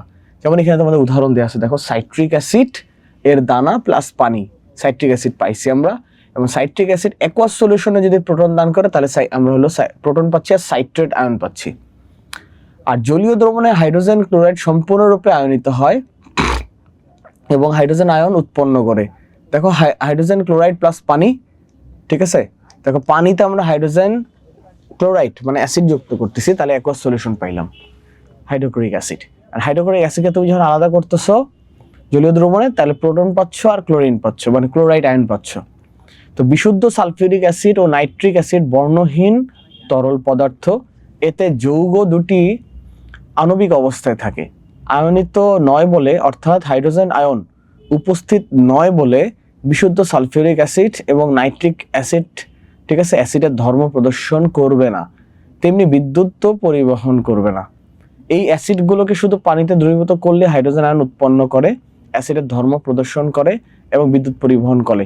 তার মানে শুষ্ক অবস্থায়, শুষ্ক অবস্থায় এরা কোনোভাবেই কি করবে না, অ্যাসিডের ধর্ম প্রদর্শন করবে না, বা বিশুদ্ধ অবস্থায় কোনোভাবেই এরা অ্যাসিডের ধর্ম প্রদর্শন করবে না। Clear sir? CaOCl সেল, ক্যালসিয়াম হাইপোক্লোরেট, CaOCl সেল, এটাকে আমরা ব্লিচিং পাউডার বলি, এটাকে ক্যালসিয়াম হাইপোক্লোরেট বলতে পারি। CaOCl সেল, এটাকে ব্লিচিং পাউডারের সংকেত, CaOCl সেল ব্লিচিং পাউডার। ওকে,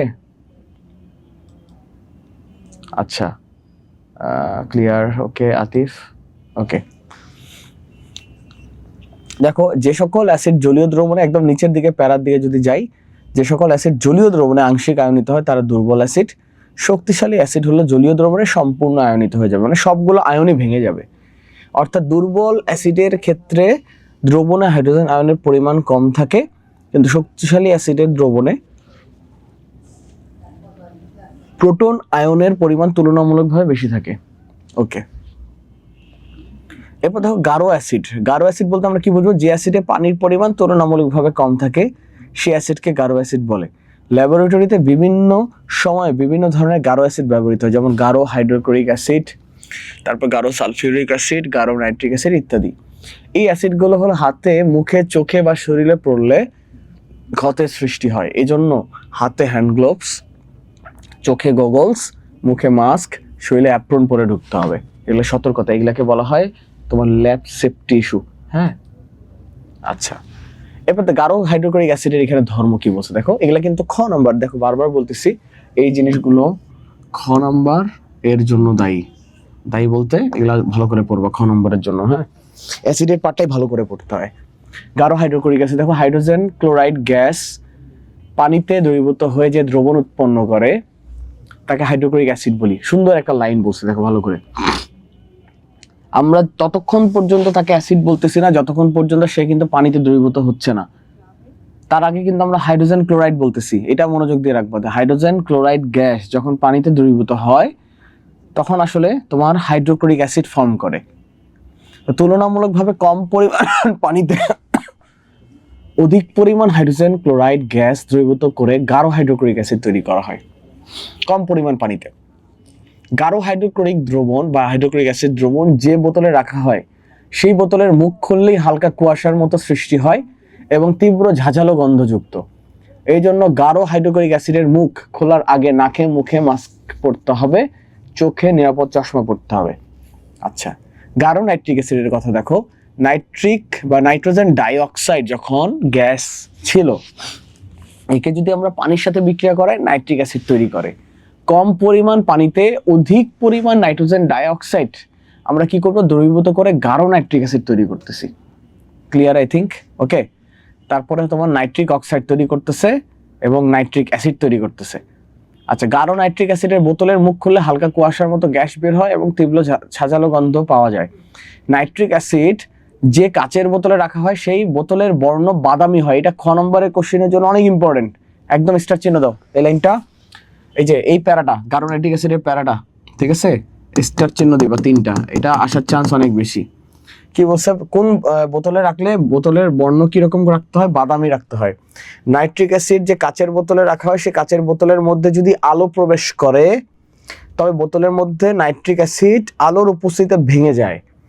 নাইট্রিক অ্যাসিড যাতে আলোর উপস্থিতিতে বোতলের মধ্যে ভেঙে না যায় এই জন্য নাইট্রিক অ্যাসিডকে বাদামি বর্ণের বোতলে রাখা হয়, কারণ বাদামি বোতলের মধ্য দিয়ে আসলে আলো প্রবেশ করতে পারে না। ক্লিয়ার ভাইয়া? ক্লিয়ার। এরপর দেখো গাঢ় সালফিউরিক অ্যাসিড।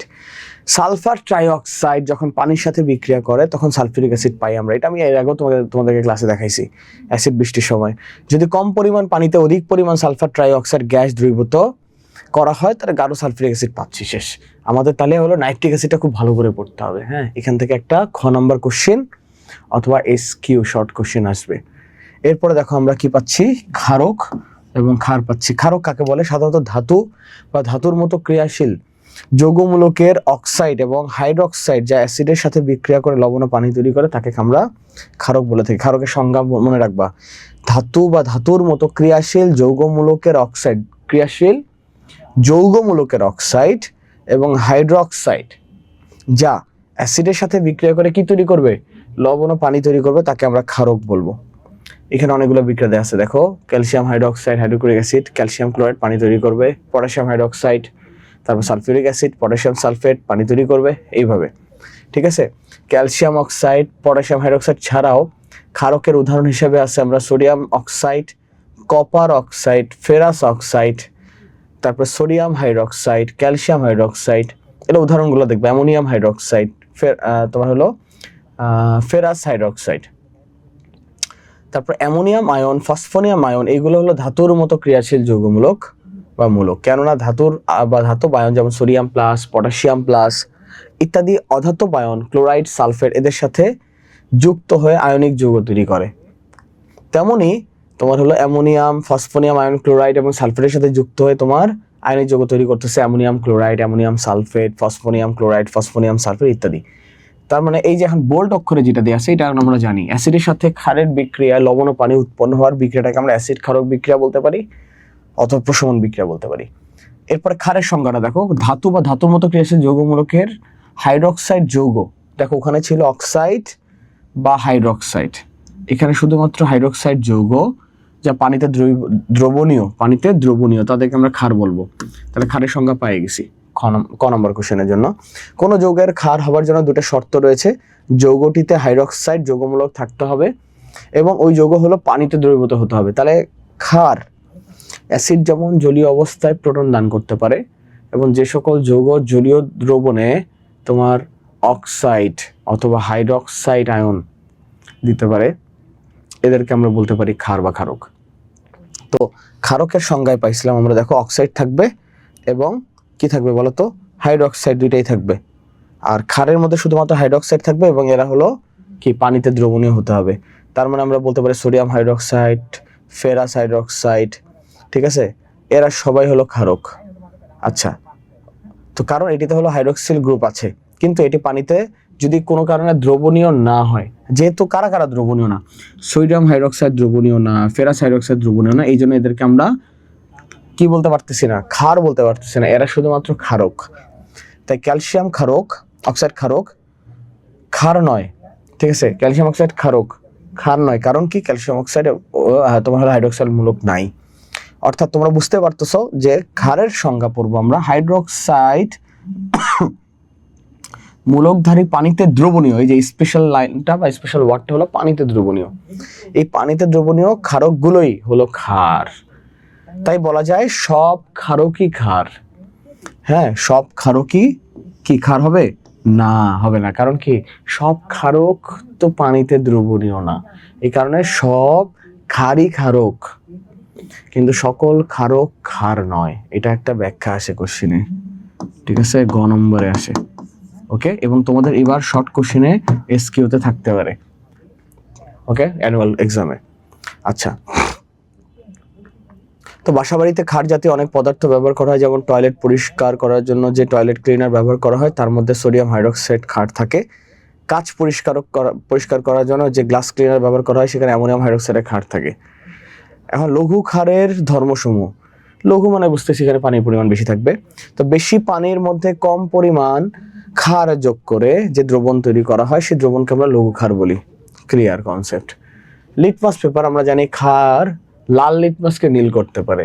হ্যাঁ, লাল লিটমাসকে নীল করবে, এই লাইনটা শুধু দেখাবো, আর কিছু পড়ার দরকার নেই। এরপর দেখো 215 নম্বর পেজে 9.2.2 কি বলছে, ধাতব লবণের সাথে লঘু ক্ষারের বিক্রিয়া। এখন ধাতব লবণ কারা কারা আছে দেখো, যে aluminium nitrate, ferrous nitrate, ferric nitrate, zinc nitrate ইত্যাদি হলো ধাতব লবণ। এর সাথে লঘু ক্ষার যদি বিক্রিয়া করা হয় তাহলে সংশ্লিষ্ট ধাতব হাইড্রোক্সাইড উৎপন্ন হয়। যেহেতু সবগুলোর সাথে কি আছে, তোমার নাইট্রেট, ধরো সবগুলোর সাথে তোমার কি আছে, তোমার ধাতু আছে, এবং ধরো নাইট্রেট আছে, তারপর ধরো তোমার সবগুলোর সাথে নাইট্রেট আছে। ওকে, তাহলে এরা তৈরি কি করবে বলতো, ধাতব হাইড্রোক্সাইড তৈরি করবে।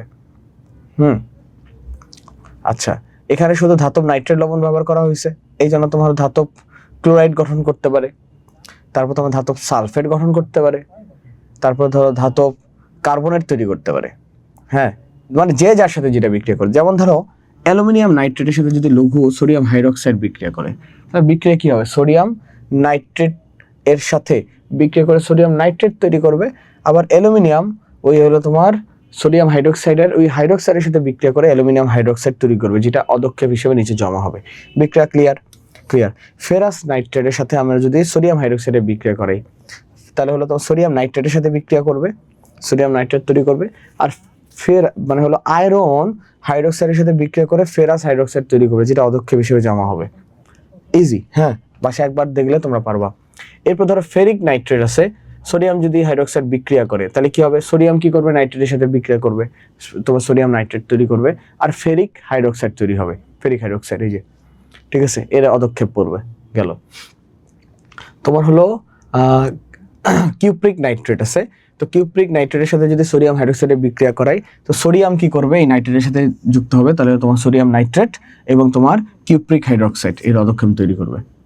এখন কোনটা কি করবা, এই যে প্রত্যেকটার যেই জিনিসটা তুমি পড়বা সেটা এখন বলে দিচ্ছি। দেখো 215 নম্বর পেজে যাও, 15 নম্বর পেজে দেখো কি বলছে। আচ্ছা, প্রথমটা অ্যালুমিনিয়াম নাইট্রেটের ক্ষেত্রে এই লাইনটা দেখাবা, সোডিয়াম নাইট্রেট পানিতে দ্রবীভূত অবস্থায় থাকে বিক্রিয়ার আগে, এটি পানিতে কোনো বর্ণ প্রদান করে না। তার মানে অ্যালুমিনিয়াম নাইট্রেটের সাথে যখন আমরা সোডিয়াম হাইড্রোক্সাইডে বিক্রিয়া করাচ্ছি, সোডিয়াম নাইট্রেট তৈরি করতেছে, তখন আসলে কোনো রকম বর্ণ তৈরি হয় না। কিন্তু ফেরাস নাইট্রেট কি করবে, তোমার ফেরাস যে হাইড্রোক্সাইড আছে এই হাইড্রোক্সাইডটা একটা বর্ণ দিবে, বর্ণটার নাম কি, সবুজ। এটা মনে রাখবা কিভাবে, দেখো ফেরাস, ঠিক আছে, তো ফেরাসের শেষ লেটারটা কত, দন্তাস স, তো দন্তাস স দিয়ে আমরা মনে রাখবো সবুজ বর্ণ। কি বর্ণ, সবুজ বর্ণ। ফেরাসের লাস্টের লেটারটা দন্তাস স আছে, তো দন্তাস স দিয়ে মনে রাখবো সবুজ বর্ণ। এই যে এখান থেকে এমসিকিউ আসবে, এই বর্ণ থেকে এমসিকিউ কোশ্চেন করবে। ওকে, আচ্ছা, ফেরিকের ক্ষেত্রে মনে রাখবা লালচে বাদামি, ফেরিকের ক্ষেত্রে হলো তোমার লালচে বাদামি। আর কিউপ্রিক হাইড্রোক্সাইডের ক্ষেত্রে বা কপার হাইড্রোক্সাইড বলতে পারো, কিউপ্রিক হাইড্রোক্সাইডের ক্ষেত্রে বলতে পারো হালকা নীল বর্ণের। ঠিক আছে, এরপর দেখো জিঙ্ক নাইট্রেট এবং সোডিয়াম হাইড্রোক্সাইড, তাহলে সোডিয়াম নাইট্রেট এবং জিঙ্ক হাইড্রোক্সাইড তৈরি করবে। তো জিঙ্ক হাইড্রোক্সাইড সাদা বর্ণ তৈরি করবে, এমসিকিউর জন্য ইম্পর্টেন্ট। ক্লিয়ার? তো এরপরে হলো অ্যামোনিয়াম লবণের সাথে যদি ক্ষারের বিক্রিয়া করি, অ্যামোনিয়াম ক্লোরাইড আছে এবং সোডিয়াম হাইড্রোক্সাইড আছে, সোডিয়াম ক্লোরিনের সাথে বিক্রিয়া করবে, সোডিয়াম ক্লোরাইড তৈরি করবে। ঠিক আছে, এই যে অ্যামোনিয়াম থেকে একটা হাইড্রোজেন বের হয়ে যাবে, বের হয়ে এই হাইড্রোক্সাইড সাথে বিক্রিয়া করে পানি তৈরি করবে। আচ্ছা, আমি একটু বিক্রিয়াটা তোমাদেরকে দেখাই, তাহলে তোমরা ক্লিয়ার হবা। অ্যামোনিয়াম মানে হলো তোমার লবণের সাথে, ধরো অ্যামোনিয়াম ক্লোরাইড আর ধরো সোডিয়াম হাইড্রোক্সাইড আছে, হ্যাঁ, বিক্রিয়া করতেছে। বিক্রিয়া করবে কিভাবে দেখো, এই যে সোডিয়াম গিয়ে ক্লোরিনের সাথে বিক্রিয়া করবে, তাহলে কি তৈরি করবে বলো তো? সোডিয়াম ক্লোরাইড তৈরি করবে। এই সোডিয়াম ক্লোরাইড তৈরি করলো। ক্লিয়ার? হ্যাঁ, thank you sir, thank you. এটা দরকার ছিল, আমি মনে হয় বেশিক্ষণ নিতেও পারবো না। দেখো সোডিয়াম কি করলো, ক্লোরিনের সাথে বিক্রিয়া করলো, সোডিয়াম ক্লোরাইড তৈরি করলো। এরপরে যেটা হয়, এই যে অ্যামোনিয়াম আছে না, এই অ্যামোনিয়াম থেকে একটা হাইড্রোজেন বের হয়ে এই যে OH আছে না, এই যে OH, এই OH এর সাথে যুক্ত হবে। এই OH এর সাথে যুক্ত হয়ে কি করবে বলতো? এখান থেকে একটা হাইড্রোজেন গিয়ে OH এর সাথে যুক্ত হয়ে ভাইয়া পানি তৈরি করে ফেলছে। এবং এখান থেকে দেখো অ্যামোনিয়াম থেকে যদি একটা হাইড্রোজেন চলে যায়, তাহলে কত থাকবে? অ্যামোনিয়াম থেকে একটা হাইড্রোজেন চলে গেলে থাকবে হলো NH3। আর NH3 আমরা কি জানি বলতো? গ্যাস জানি। এই গ্যাসটা উড়ে চলে যাবে। কত ইজি না? কত মজা না? দেখো কত ইজি, কত মজা। একটু বুঝতে পারলে স্যার ক্লাস কয়টা হিট করবে, আমরা আরেকটু পরে ইন করে ফেলবো, হ্যাঁ, শেষ করে ফেলবো। কত মজা, কত ইজি। হ্যাঁ, তো অ্যামোনিয়াম লবণের সাথে ক্ষারের একটি বৈশিষ্ট্যপূর্ণ বিক্রিয়া আছে। যে কোনো অ্যামোনিয়াম লবণের সাথে ক্ষার বিক্রিয়া করলে অ্যামোনিয়া গ্যাস। দেখো অ্যামোনিয়াম থাকলে, যেমন আমরা একটা কমন জিনিস জানি যে সালফেট যদি থাকে সেটাকে যদি উত্তপ্ত করা যায় তাহলে সালফাইড তৈরি করতে পারে এনিহাও। কিন্তু সালফেট সাধারণত সালফেট আকারেই যুক্ত থাকে, লবণ হয়ে যায়। কিন্তু কার্বনেটকে তুমি যদি ভাঙার চেষ্টা করো, কার্বন ডাই অক্সাইড তৈরি করবে। একদম চোখ বন্ধ করে লিখবা আগে কার্বনেট কোথাও আছে, এটাকে ভাঙতেছো, তুমি চোখ বন্ধ করে আগে কার্বন ডাই অক্সাইড লিখবা, শেষ। এখানে ঠিক সেম, অ্যামোনিয়াম কোথাও আছে, এটাকে তুমি ভাঙতেছো, উত্তপ্ত করতেছো, চোখ বন্ধ করে আগে অ্যামোনিয়া গ্যাস লিখবা। আই এম সরি যে তোমাদেরকে ছেড়ে আমি একা একা চা খাচ্ছি। হ্যাঁ, আমার এটা খুব দরকার ছিল, আমার শরীরের অবস্থা খুবই খারাপ আজকে। আমি তোমাদের ক্লাস শুরু করার আগে একটু শুয়েছিলাম, হ্যাঁ, ধরো কয়টার দিকে শুয়েছিলাম, আমি পিপিটি রেডি করতে চাইছিলাম যে আজকে একটু ক্লাসটা বই থেকে না পড়াই, একটু পিপিটি দিয়ে পড়াই, কারণ রিভিশন ক্লাস বই দিয়ে পড়ালে বেশি ভালো, বইয়ের প্রত্যেকটা লাইন দাগায় দিতে পারবো, এটা একটা বেটার। ঠিক আছে, কিন্তু চাচ্ছিলাম যে একটু পিপিটি বানাই, তো পরে ঘুমাই গেছি, এত শরীর খারাপ। একটা সময় গিয়ে বললাম যে আজকে ক্লাস নিব না, ঠিক আছে, বাট তোমাদের কথা চিন্তা করলাম যে ওদের সামনে না পরীক্ষা, এখন কোনো কারণে যদি এনিহাও আর ক্লাস না নিতে পারি তাহলে 9 চ্যাপ্টারটা পড়ানোই হবে না। 12 নম্বর চ্যাপ্টার আমি পড়াবো বা রেকর্ড ক্লাস দিয়ে দিব তোমাদেরকে, কোনো সমস্যা নাই, বাট 9 নম্বর চ্যাপ্টার যেহেতু আজকে পড়াইতে পারতেছি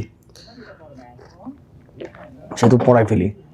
শরীর এত খারাপ তারপরে পড়াচ্ছি, তারপরে তোমরা যদি না পড়াশোনা করো তোদেরকে খালি টাকাস এবং ঠাস করে সেই সেফুদার মতো, আই থিঙ্ক তোমরা সেফুদাকে চেনো, ট্রাস করে মারতে হবে। হ্যাঁ, শব্দটা ট্রাস করেই হবে। আচ্ছা চলো এবার পরের টপিকে। এখানে অনেকগুলো বিক্রিয়া দেওয়া আছে, তোমরা বিক্রিয়াগুলো বাসায় দেখবা। আমি একটা মেইন বিক্রিয়া দেখাই দিছি। তো ক্ষারের রাসায়নিক ধর্ম এটা পড়তে হবে। তো ক্ষারের রাসায়নিক ধর্মে পানির ভূমিকাটা কি? হ্যাঁ, পানির ভূমিকাটা কি দেখো, পটাশিয়াম হাইড্রোক্সাইড এবং সোডিয়াম হাইড্রোক্সাইড এই দুটি যোগে কি থাকে? আয়ন থাকবে। পটাশিয়াম হাইড্রোক্সাইডে পটাশিয়াম আয়ন আছে, হাইড্রোক্সাইড আয়ন আছে। সোডিয়াম হাইড্রোক্সাইডে তোমার সোডিয়াম আয়ন আছে এবং হাইড্রোক্সাইড আয়ন আছে, এটা আমরা বুঝি। তবে কঠিন অবস্থায় এই আয়ন মুক্ত থাকে না। এরা যখনই আসলে দেখো সলিড অবস্থায় যখন থাকে তখন কিন্তু এরা কোনোভাবে আয়ন আকারে থাকে না। যখনই তুমি অ্যাকোয়াস সলিউশনে যাও তখনই কিন্তু আসলে আলটিমেটলি এরা পটাশিয়াম আয়ন এবং হাইড্রোক্সাইড আয়ন দিয়ে দেবে। এই জন্য আমি ফার্স্টে একটা সংজ্ঞা তোমাকে দিছি যে যারা জলীয় দ্রবণে হাইড্রোজেন আয়ন দিতে পারে তাদেরকে আমরা বলতে পারবো অ্যাসিড, আর যারা জলীয় দ্রবণে হাইড্রোক্সাইড আয়ন বা অক্সাইড আয়ন দিতে পারে তাদেরকে আমরা ক্ষার বা ক্ষারক বলবো। ক্লিয়ার? আচ্ছা, অ্যামোনিয়া গ্যাস হচ্ছে অ্যামোনিয়া অণুর সমষ্টি। অ্যামোনিয়াকে পানিতে দ্রবীভূত করা হলে অ্যামোনিয়া গ্যাস এবং পানির বিক্রিয়ায় অ্যামোনিয়াম আয়ন আর হাইড্রোক্সাইড আয়ন তৈরি হয়। এগুলো তোমরা জাস্ট রিডিং দিবা, এগুলোতে তেমন কোনো কিছু নাই। হ্যাঁ, পরের টপিকে চলে যায়, আমি ইম্পর্টেন্ট টপিকে কথা বলবো। গাঢ় অ্যাসিড এবং গাঢ় ক্ষারের তোমরা 218 নম্বর পেজ বের করো। গাঢ় অ্যাসিড এবং গাঢ় ক্ষারের ক্ষয়কারী ধর্ম। গাঢ় অ্যাসিড এবং গাঢ় ক্ষার অত্যন্ত ক্ষয়কারক পদার্থ। এগুলো কাপড় চোপড় এবং শরীরে লাগলে ত্বক কাপড়কে ক্ষয় করতে পারে। এগুলো চোখে পড়লে চোখ নষ্ট হয়ে যেতে পারে। পানির মধ্যে গাঢ় অ্যাসিড বা গাঢ় ক্ষার অল্প অল্প করে যোগ করে তাকে দ্রবীভূত করলে লঘু দ্রবণ তৈরি করা যায়। যদি অসাবধানতা বশত কোনো গাঢ় অ্যাসিড বা গাঢ় ক্ষার শরীরে লেগে যায়, তোমাকে পানি দিয়ে বারবার সেই জায়গায় ধুতে হবে। এই জন্য আগেকার সময় যখন অ্যাসিড নিক্ষেপ করা হতো কোনো মানুষের উপর, তখন সাথে সাথেই তোমার তার উপরে যে জায়গায় অ্যাসিড দেওয়া হয়েছে ওই জায়গায় কি করতে হবে, পানি দিতে হবে, পানি ঢালতে হবে প্রচুর। ঠিক আছে? আচ্ছা, 258 নম্বর লাস্টের দিকে প্যারায় দেখো, তীব্র বা সবল অ্যাসিড জলীয় দ্রবণে মৃদু বা দুর্বল অ্যাসিড অপেক্ষা অধিক পরিমাণে প্রোটন দান করতে পারে। অধিক পরিমাণে প্রোটন জলীয় দ্রবণে অধিক পরিমাণে বিদ্যুৎ পরিবহন করে। এই জন্য বাল্বটি অধিক উজ্জ্বলতা সৃষ্টি করে, বাল্ব যদি আমরা জ্বালানোর চেষ্টা করি। পক্ষান্তরে যদি মৃদু অ্যাসিড জলীয় দ্রবণে তীব্র অ্যাসিড অপেক্ষা কম পরিমাণে হাইড্রোজেন আয়ন দান করে, আর কম পরিমাণে হাইড্রোজেন আয়ন জলীয় দ্রবণে কম পরিমাণ বিদ্যুৎ পরিবহন করবে। এই জন্য আসলে তোমার যে বাল্বটা তুমি মানে জ্বালানোর জন্য দেখবা যে এটা আসলে কেমন জ্বলতেছে, এটার অবস্থা কি, এ দেখবা যে কম জ্বলতেছে। ঠিক আছে? আচ্ছা, এখানে তোমার মৃদু অ্যাসিড মানে কম পরিমাণ হাইড্রোজেন উৎপন্ন করে, তীব্র অ্যাসিড মানে বেশি পরিমাণ হাইড্রোজেন উৎপন্ন করে। শেষ। এরপরে আরেকটা ইম্পর্টেন্ট টপিক আছে যে পাওয়ার অফ হাইড্রোজেন বা তোমার হলো পিএইচ এর ধারণা, concept of pH, power of hydrogen যেটাকে বলি আমরা। তো কোনো জলীয় দ্রবণের প্রকৃতি অম্লীয় নাকি ক্ষারীয়, এটা নিরপেক্ষ নাকি, এটা জানার জন্য আমাদের হলো একটা স্কেল ব্যবহার করা হয় বা একক ব্যবহার করে, তাকে আমরা পাওয়ার অফ হাইড্রোজেন বলি বা পিএইচ স্কেল ব্যবহার করি। কোন দ্রবণের পিএইচ হলো ওই দ্রবণের উপস্থিত হাইড্রোজেন আয়নের ঘনমাত্রা ঋণাত্মক লগারিদম। এই লাইনটা জাস্ট একটু দাগাবা। কোন দ্রবণের পিএইচ হলো ওই দ্রবণে উপস্থিত হাইড্রোজেন আয়নের ঘনমাত্রা ঋণাত্মক লগারিদম, মানে pH is equal to minus log তোমার হাইড্রোজেন আয়ন।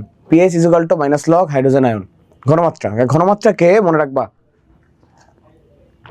ইন্টারে যখন উঠবা ঘনমাত্রাকে এরকম থার্ড ব্র্যাকেটে লিখতে হয়। ঘনমাত্রাকে কি লিখতে হয়? থার্ড ব্র্যাকেটে লিখতে। দেখো কিভাবে, দেখো পিএইচ মানে হলো ঋণাত্মক লগারিদম, এই যে লগ লিখলা, এখন ঋণাত্মক লগারিদম। ঠিক আছে? কার ঋণাত্মক লগারিদম? এই হাইড্রোজেন আয়নের ঘনমাত্রা ঋণাত্মক লগারিদম। ঘনমাত্রার জন্য আমি এখানে কি করতেছি, এই যে থার্ড ব্র্যাকেট দিচ্ছি, এটা মাথায় রাখবা। ঠিক আছে? তো পিএইচ লেখার সময় পিটা ছোট হাতের এবং এইচটা বড় হাতে লিখতে হয়, এটা নিয়ম। আর এই যে তোমার থার্ড ব্র্যাকেটের ভিতরে এইচ প্লাস দ্বারা হাইড্রোজেন আয়নের মোলার ঘনমাত্রা বোঝায়। তো 1 লিটার দ্রবণে কত মোল হাইড্রোজেন আয়ন আসলে দ্রবীভূত অবস্থায় আছে, ঠিক আছে, সেটা বোঝায়। যেমন 1 লিটার বিশুদ্ধ পানিতে হাইড্রোজেন আয়নের পরিমাণ হবে 10⁻⁻7 মোল। ঠিক আছে? এই জন্য বিশুদ্ধ পানির পিএইচ এর মান হলো মাইনাস লগ 10⁻⁻7। এটা তুমি যদি লক করো 7 পরিমাণ আসে। এটা যদি লক করো, ঠিক আছে, -7 আসে, সরি শুধু 7 আসে, মানে মাইনাস লগ 10⁻⁻7। কারণ হলো বিশুদ্ধ পানিতে হাইড্রোজেন আয়নের ঘনমাত্রা বা মোলার ঘনমাত্রা হলো 10⁻⁻7। এখন এটা যদি মানটা বসাও, মান বসালে আমরা কত পাই জানো? লক করলে এই যে দেখো এখানে পিএইচ এর ভ্যালু আমরা কত জানি, উপরে সূত্র জানি হলো মাইনাস লগ, তাহলে মাইনাস লগ বসাইলাম। আর এইচ প্লাস এর ঘনমাত্রা পাইছি হলো 10⁻⁻7। তুমি ক্যালকুলেটরে বসাও, পিএইচ এর ভ্যালু আসবে 7। এই জন্য বিশুদ্ধ পানির পিএইচ এর ভ্যালু হলো তোমার 7। তৃতীয় বন্ধনীর মধ্যে কোনো আয়ন থাকলে মোলারটি এককে সেই আয়নের ঘনমাত্রা বোঝানো হয়। যদি বিশুদ্ধ পানিতে অ্যাসিড যোগ করা হয় এবং অ্যাসিড যোগের কারণে, দেখো আমি এর আগে বলছিলাম পানিতে অ্যাসিড যোগ করব, ভুল করা যাবে না। অ্যাসিডে পানি যোগ করব না, ছিটকায় আসবে, অ্যাসিড ছিটকায় আসবে এবং তোমার গায়ে পড়বে, গায়ে পড়লে জ্বলে যাবে। তো পানির মধ্যে আমরা অ্যাসিড দিব। অ্যাসিড যোগের কারণে এইচ প্লাস আয়নের সংখ্যা 10 গুণ বেড়ে গিয়ে প্রতি লিটারে 10⁻⁶ মোল হয়। এটা জানার দরকার নেই। ঠিক আছে? তো হাইড্রোজেন আয়ন এর ঘনমাত্রা যত বেশি হবে পিএইচ এর মান তত কমতে থাকবে। তার মানে দেখো হাইড্রোজেন আয়নের মানে ঘনমাত্রা বাড়বে, পিএইচ এর মান কমবে। তার মানে কি বুঝাচ্ছে? অ্যাসিডিক হবে, তাই তো? বিষয়টা যারা যেটা বোঝানোর চেষ্টা করছে সেটা কি, এইচ প্লাস আয়নের মান বাড়া,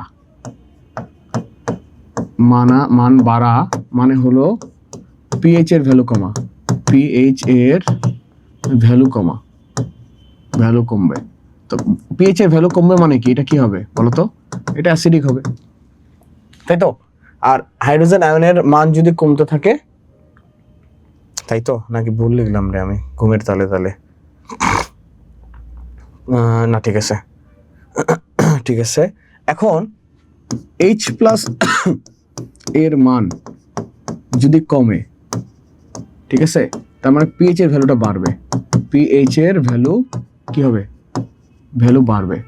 তো পিএইচ এর ভ্যালু যদি বাড়ে, এটাকে মনে রাখবো, এটা হলো বেসিক হয়। ঠিক আছে, ঠিক আছে, এতটুকু ক্লিয়ার? জি ভাইয়া ক্লিয়ার। এটা এমসিকিউর জন্য লাগবে, এটা এমসিকিউর জন্য লাগবে এই লাইনটা।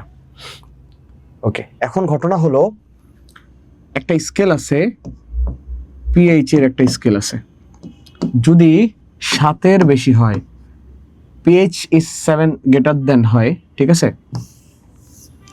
পিএইচ এর ভ্যালু যদি ইজ গ্রেটার দেন 7 হয়, তাহলে সেটাকে আমরা বলবো বেস বা ক্ষার, বেস বা ক্ষার। পিএইচ এর ভ্যালু যদি কোনো কারণে 7 এর কম হয়, তাহলে সেটাকে বলবো আমরা অ্যাসিড বা কি বলবো বলো তো, অম্ল। ঠিক আছে, এটা মনে থাকবে? জি ভাইয়া মনে থাকবে, 100 মনে থাকবে। স্যার ক্যালসিয়াম ফসফেট কি? ক্যালসিয়াম ফসফেট একটি লবণ, এটাও একটা লবণ। জি মনে থাকবে। আর 7, পিএইচ এর ভ্যালু যদি 7 এর সমান হয়, পিএইচ এর ভ্যালু যদি 7 এর সমান হয়, তাহলে সেটা হলো তোমার নিউট্রাল, নিরপেক্ষ, যেটাকে পানি বলি। এই বর্তমান সময় একটা পানির ওয়াটার পাওয়া যায়, আমরা বলছিলাম না সেদিন তোমাকে যে একটু তোমার পিএইচ এর ভ্যালু কত বলো তো? পিএইচ এর ভ্যালু যদি তোমার 8.8 হয়, তাহলে এটা বলতে পারি না এটা এটা হালকা, মানে হলো স্লাইটলি হলো তোমার ক্ষারীয়, তাই না? এখন তোমার ধরো এটা এটা একটা উপকারিতা আছে, এই পানিটা তুমি যদি খাও, এই পানিটা যদি খাও, তো এই পানিটা খেলে তোমার বডিতে ধরো পাকস্থলীতে তোমার কোনো কারণে অ্যাসিড ফর্ম করছে। এখন এই পানিটা খাইলে সেই অ্যাসিড এবং এই ক্ষার একে অপরের সাথে ডিসুম ডিসুম করে ফাইট করে লবণ পানি তৈরি করবে। এটা একটা শরীরের জন্য ভালো। ওকে, আচ্ছা, এই পানির 1 লিটারের দাম হলো 90 টাকা। 90 টাকা, 90 টাকা। কেউ যদি আমার কাছ থেকে পারচেস করতে চাও, তাহলে তোমরা এখন থেকে প্রি বুকিং দাও। প্রি বুকিংয়ে তোমরা অবশ্যই 90 টাকা পাঠিয়ে দিবে, এবং তোমাদের টাকা দিয়ে আমি একটি নতুন কোম্পানি দাঁড় করব, যে কোম্পানির নাম হবে প্রিন্স ওয়াটার, অ্যালকালাইন ওয়াটার। তার মানে আমি এখন একটা বড় বিজনেসম্যান হয়ে যাব। তোমরা দ্রুত গতিতে কি করবা? এই অ্যালকালাইন ওয়াটার কেনার জন্য প্রি বুকিং দিয়ে দাও। তোমাদের টাকা পেয়ে আমি একটি কোম্পানি খুলে ফেলবো, প্রিন্স অ্যালকালাইন ওয়াটার। ঠিক আছে? ইয়েস, তোমাদের ইনভেস্টমেন্ট দিয়ে তোমাদেরকে তো পানিটা দিব আমি, তাই না? বুঝতে হবে। তো তোমরা 90 টাকা দিবা, 90 টাকা দিবা। এখন পানিটার আমি ধরো মনে করো পানিটা বানাইতে ধরো আমার খরচ হয়ে যাবে 65 টাকা বা 60 টাকা। ঠিক আছে? আমি 35 টাকার মালিক। তুমি চিন্তা করো, তোমরা এখন স্টুডেন্ট আছো এসএসসির, ন্যূনতম 13 থেকে 14 লক্ষ। আচ্ছা, তা বাদ দিলাম, ধরলাম তোমরা এবার পরীক্ষা দিবা, ধরলাম 4 থেকে 5 লাখ। তুমি হিসাব করো তো, এই 4 থেকে 5 লাখ মানুষ যদি 10 টাকা করেও দেয় আমাকে, তাহলে কত লাখ টাকা হয়? আরে মাথায় তো নষ্ট, আমি তো হিসাব তো কোনোদিন করিই নেই, মাথায় আসলো মাত্র। আরে ট্যালেন্ট আমি, ঠিক আছে? আমি তো বিশাল বিজনেসম্যান। এই মনে করো সবাই দ্রুত গতিতে অ্যালকালাইন ওয়াটারের নাম কি হবে বলো তো? প্রিন্স, ঠিক আছে, অ্যালকালাইন ওয়াটার। ওকে, এখন ধরো সাকুরা অ্যালকালাইন ওয়াটার করছে, তো এইবার হবে প্রিন্স অ্যালকালাইন ওয়াটার ব্র্যান্ড। এটার পিএইচ এর ভ্যালু আমরা দিয়ে দিব 9। আবার 9 দিলে সমস্যা রে, যারা আবার হলো মনে করো মুখে আবার পানি টানি দিবে, তাদের আবার স্কিন আবার ঝলসে গেলে আবার আরেক সমস্যা। তো আমরা এটা 8.80 রাখবো, আর দরকার হলে 8.7 দিব, সাকুরার থেকে কম দিব। ঠিক আছে না? আরে কঠিন, ওরে সর্বনাশ, সেই অবস্থা জান্নাতুল। আরে কঠিন বিজনেসম্যান, ব্র্যান্ড। ও তোমাদেরকে তো বলতে ভুলে গেছি, ঢাকা শহরে যত প্রিন্স বাজার আছে, প্রিন্স সুইটস আছে, মানে একদিক দিয়ে কিন্তু তাদের ভাগিদার কিন্তু আমি, কারণ আমার নাম প্রিন্স। ঠিক আছে? তাদের উচিত না বলো, তারা যতটুকু প্রফিট করে তার একটা পার্সেন্টেজ আমার অ্যাকাউন্টে দেয়া, কিন্তু তারা কেন জানি দিচ্ছে না। এবং তোমরা দ্রুত গতিতে এসএসসিটা পাস করো আমার জন্য জাস্টিস ফর প্রিন্স। আমরা তাহলে কি করবো বলো তো? Justice for Prince. হ্যাঁ, আমরা একটা কি ফেসবুকে পেজ খুলবো, জাস্টিস ফর প্রিন্স। ওকে, তোমরা তাড়াতাড়ি এসএসসি পাস করো, সবাই গোল্ডেন জিপিএ 5 পাওয়া, এরপর আমরা হলো এই পেজটা খুলে ফেলবো, সবাই মিলে ঝাঁপায় নামবো জাস্টিস ফর প্রিন্স, যে আমাকে, ঠিক আছে, তোমরা বলবো যে প্রিন্স ভাইয়াকে, বাংলাদেশে যতগুলা প্রিন্সের আউটলেট আছে, প্রিন্স বাজার, Prince shopping mall, Prince mega shop, হ্যান ত্যান প্যান, প্রিন্সের যত কিছু আছে সুইটস থেকে শুরু করে সবগুলোর পার্সেন্টেজ দিতে হবে। তো আমাকে একটা পার্সেন্টেজ দিবে, আর তোমরা আমার পিছনে ধরো মনে করো লড়াই ফড়াই করলা, ঠিক আছে, আমি আবার তোমাদেরকে ধরো একটু বুফে খাওয়াই দিব, তোমরা খুশি, আমিও খুশি, ঠিক আছে, সেরা না?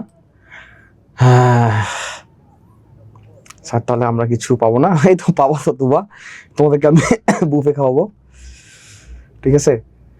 আল্লাহ রে, 10.10 দিবে একজন পিএইচ এর ভ্যালু। এই 10.10 দিলে মুখের মধ্যে ধরো কেউ যদি পানিটা মারে, ঠিক আছে, এই যে চামড়াগুলো জ্বলে যাবে। আমরা যে সাবান ইউজ করি, হ্যাঁ, আমরা যে শ্যাম্পু ইউজ করি, এগুলা কিন্তু পিএইচ এর ভ্যালু আছে, তোমরা চেক করবা।